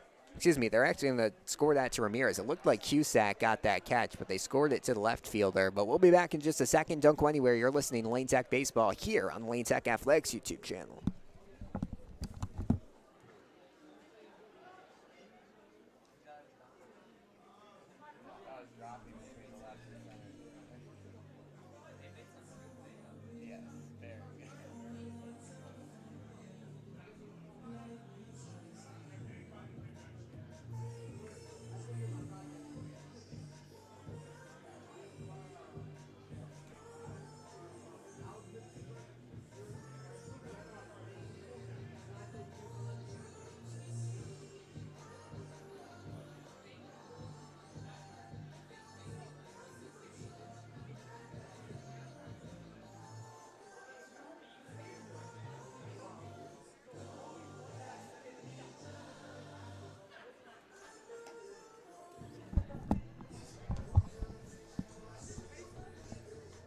Well, it comes down to a 7th inning for the Lane Tech champions. They'll have to play the bottom of the 7th. They had a 1-0 lead, gave up 3 in the 5th, and that's where our result holds. 3-1 Maine West leads as we enter the 7th inning of play. It's going to be a lot of good offense coming to the plate, both in the top and the bottom of this inning. It's the 1-2-3 hitters due up for Maine West and the 1-2-3 hitters due up for Lane Tech. We imagine that it's going to be a bullpen change for the Warriors in the bottom half of this inning, because I think that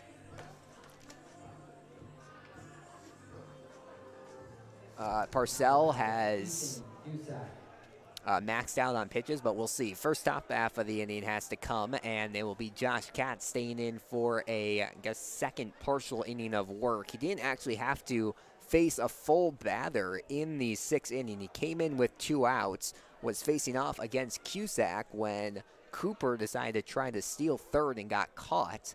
So it'll be the second straight batter faced where the batter is Cusack and the pitcher is Katz. As first pitch is a curveball high, 1-0 the count. Cusack will bounce the second one back and will move to a 1-1. By no means a bad day out of Mesa. Just that 1/5 inning really came back to haunt him. He closes out the day with 7 hits given up, 3 runs. Those are going to go earned. And, I mean, the bigger problem for the champions tonight has just been a complete lack of offense. A lot of runners stranded on base. I think it's going to be 8 at the moment stranded on the base paths tonight for the champions, and that's definitely going to be a number to come back to look at couple batters from now, as Cusack will swing and miss out a fastball from Katz, and we'll move it to a 1-2 count. Tommy Delaney waits on deck, the 1-2, fastball outside. Evens out the count. Delaney on deck, Parcell in the hole for the champions. Parcell will likely move to the outfield even if he's not pitching, making an already strong outfield even stronger, as slider swung on and missed from Cusack here. And first batter retired here in the 7th. We've been talking a lot about the offense for Lane Tech, but obviously they're just focused on getting these 3 outs right now, making sure they don't have any larger of a deficit to go up for, to go up against in the bottom of the 7th. As curveball, dirty pitch there, swung on and missed here from Delaney. No pinch hitters used yet here tonight by Maine West. We've seen 1 used by the champions, as another curve. First one was way inside, second one's outside. This one's not swung at, but does find the strike zone, and an 0-2 count now. The pitch, high fastball, 1-2. Delaney has 1 of the 3 runs on the day for Maine West. He's reached twice, only has 1 hit. Once reached via fielder's choice, but that's actually the time he came around to score, as slider misses outside. Joshua's done a good job trying to frame some of these outside pitches for Mesa and Katz, but has not gotten a lot of benefit of the doubt from the umpire staff. As Delaney will become one of the first batters to get a piece of a ball that Katz has thrown. We've seen a lot of swing and misses, a lot of takes, not a lot of contact, but he fouls this one off to the right-hand side to keep us at a 2-2 count. Do it again. Cat skips it past Shashua there. Luckily, no one on for the champions. Keep the count even. So it is Parcells still in the on-deck circle, so he'll be at least staying into the game in some vicinity, it looks like, in the 7th. The NIU commit has been so key all season and tonight for the champions. And he'll come up to the plate now with 2 away as a swing and a miss from Delaney. First 2 batters faced for Cats have resulted in strikeouts here. And the lefty Parcell, who's 3 for 3 on the day. All 3 singles. Had a nice single roped into right field. The last time up to bat in the 5th came around the score. Will come to the plate. He was the last run this game has seen. 3rd and final run in the top of the 5th. As first pitch, strike to the outside part of the plate. Cat's a righty. This is the first lefty he has faced here tonight. But when you get to this high level of pitching like Cats, they're usually able to pitch to both sides of the batter's box. As Delaney fouls this one off into the Lane Tech dugout.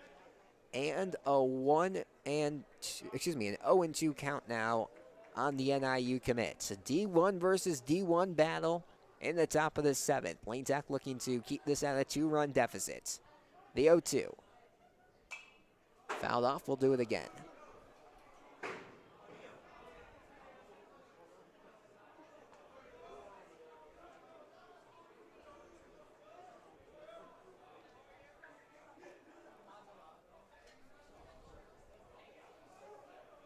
Time's going to be called by Delaney at the plate. Takes one quick practice swing before ready. The 0-2 again from Cats. Fouled off again. So Parcell battling here. Central Suburban League North Player of the Year. Was inducted into the Maine West Athletics Hall of Fame last week. We'll see if he can come up with another big knock here. 0-2 for the 3rd straight pitch from Cats. Curveball called, strike 3 on the outside part of the plate.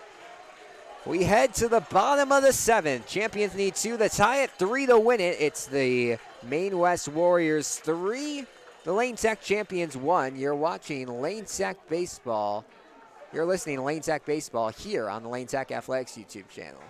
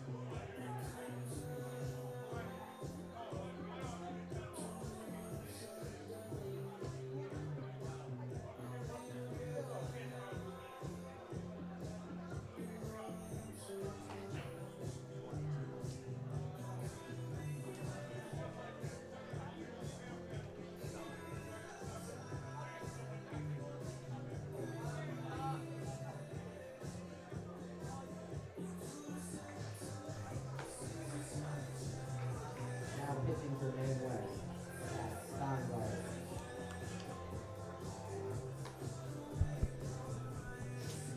Pitching change as we head to the 7th. Zach Steingard is going to come into the, not come into the game, he's going to shift from 3rd base to the pitcher's mound. We're trying to load up the Maine West game changer to see all these positional changes, but we'll get you the action now. It's the 1-2-3 hitters for the champions. Teo Greco, Josh Katz, and Ethan Borgren due up. Lane Tech needs 2 to tie it, 3 to win it here in the bottom of the 7th. Greco's 0 for 3 on the day. First pitch, curveball, gets in there for a strike.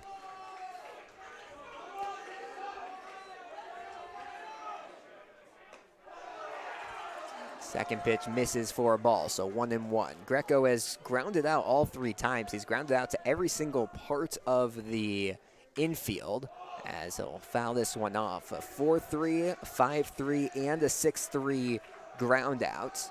We do have all the positional changes here. It's Carson at third base, Parcell in center, and Young moves to right field. As arching curveball misses outside, and we'll move to a 2-2.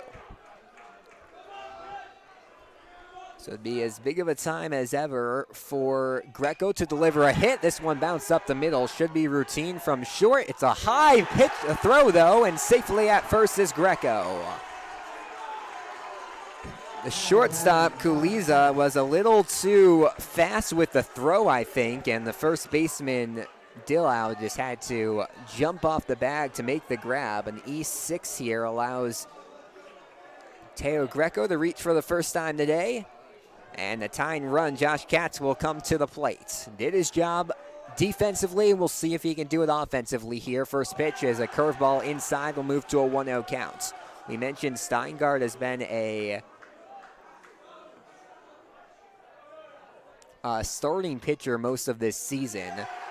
As another pitch taken for a ball, 2-0 the count. Doesn't have a lot of velocity on his pitches. Back in June was topping out about 77 on his fastball. Good control though here as he lays a changeup in there for a strike. 2-1 the count. And we'll see if the junior can pick up the save here. 2-1 curveball hits the outside part of the plate. All of the Lane Tech fans and Cats were not happy with that call, but we will even out the count.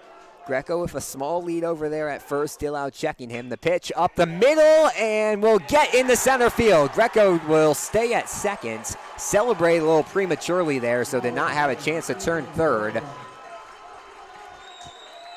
Parcell came in quickly to get it anyways, though, and the champions have strung back-to-back singles along here in the bottom of the seventh. Lane playing to try to live another day as Ethan Borgren, the team leader in RBIs, comes to the plate. We mentioned 2 runs needed to tie it, 3 to win it here in the bottom of the seventh of the IHSA 4A regional semifinals. First pitch to Borgren is a curve high for a ball, 1-0 the count. Borgren has Lane Tech's lone extra base hit of the day, a double back in inning number 3. And this one hit up the middle, it's a grounder. Turning third base is Greco. Katz stays at second. The throw home from Parcell is high. And this is a one-run ball game. Back-to-back-to-back singles to open up the bottom of the seventh. Ethan Borgren delivers again, a team leading 33rd RBI this season. Josh Katz to second, Borgren to first. It was a great throw from Parcell distance-wise, but ends up going a little high over the head of Delaney. Luckily, the pitcher Steingart was there to back it up. And with no outs, the tying run in scoring position for the champions, the winning run at first base. Playoff baseball atmosphere here on this Thursday night in Roscoe Village. No action going on right now at Lane Stadium or DePaul Stadium. All eyes on Kerrywood Field as the champions look to avoid the first round upset. It'll be Louis Derishin coming to the plate. Katz at second base, Borgren at first. 2 of Lane Tech's speedier ball players. Zach Shoshua waits on deck. Derishin on the day. 1 for 3. His first pitch, curveball, gets in there for a strike. Single in the first inning. Struck out in the third, but reached because it was a wild pitch that he swung at and flew out to left in the fifth. The 0-1. Piece to right field, and over the head of the right fielder. Coming in the score is Katz. Borgren will stay at third base, and the champions have tied it. Louis Derishin with the second extra base hit of the day for the champions over the head of the right fielder Young. It's a 3-3 ball game, and the champions have a chance to walk it off in the seventh. Zach Shoshua will come to the plate now for the champions. Borgren at third base, Louis Derishin at second. Derishin's had a couple of games where he has not had an extra base hit. Went 0 for 3 against Brother Rice on Monday, but he has been such an important part of this Lane Tech offense the last couple of games, and comes up key here as there's going to be an intentional walk here of Zach Joshua to bring up Tyler Trapp. So bases loaded, no outs. Steingard stays on the mound, and Champions with a chance to walk this one off on a Thursday night in Roscoe Village. First pitch, Trapp swings and misses. Trapp on the day, 0 for 2, a pair of strikeouts, did walk once. A walk would win this. 0-1 up the middle, and their throw home. It's a wild throw home, and the Champions win it. A walk-off error, and Lane Tech scores 3 in the bottom of the 7th. The team rushes the field, and Lane Tech is regional final bound. In a year where Lane Tech has struggled to come back late so much, in the most important game yet they play, they do it. 3 runs in the bottom of the 7th, highlighted by an RBI double from Louis Darashin, but all very key hits. A single off an error by Greco, a single by Katz, a single by Borgren, double by Darashin, the intentional walk by Joshua, and an error from Kulaza home scores Ethan Borgren on a Tyler Trapp hit. And the Champions are headed to the regional final on Saturday afternoon. For a second there, looked like the season might be ending soon for the Champions, but when it matters most, they get all the pieces together. Josh Katz comes in for the win, actually, here. And who knows, we very well might see him pitch again on Saturday against this Glenbrook South Titans team. The road far from over for the Champions. They'll have to go from the favorite to the underdog. They were the favorite in this one. Now they face off against the 4th-seeded Glenbrook South Titans on Saturday afternoon. And we will have the call for that one right here on the Lane Tech Athletics YouTube channel. What a win for this Lane Tech baseball team. They break a 4-game losing streak, and they are regional finals bound for the 4th straight season. They won regional titles in 2019, in 2018, in 2021. They lost last year, and this will be, their 5th straight regional final appearance. A great win for the Champions. Kudos should be given to Jacob Mays on the mound. Gave up 3 runs, but he was excellent through 5 2/3. Josh Katz closes the deal on the mound, and the Lane Tech offense does what they need to late to advance to Saturday's regional final matchup. That's set for a 1 p.m. First pitch. Will be on the air probably around 12:50, 12:55 for that one, obviously depending on how long the first game goes here. But a great win for Lane Tech here on this Thursday night, and we will talk to you less than 48 hours from now for the regional final. For John Hyder on the scoreboard tonight, my name's Alex Burstein. Your final score from Kerrywood Field. It's the Lane Tech Champions 4, the Maine West Warriors 3. My name's Alex Burstein. Good night.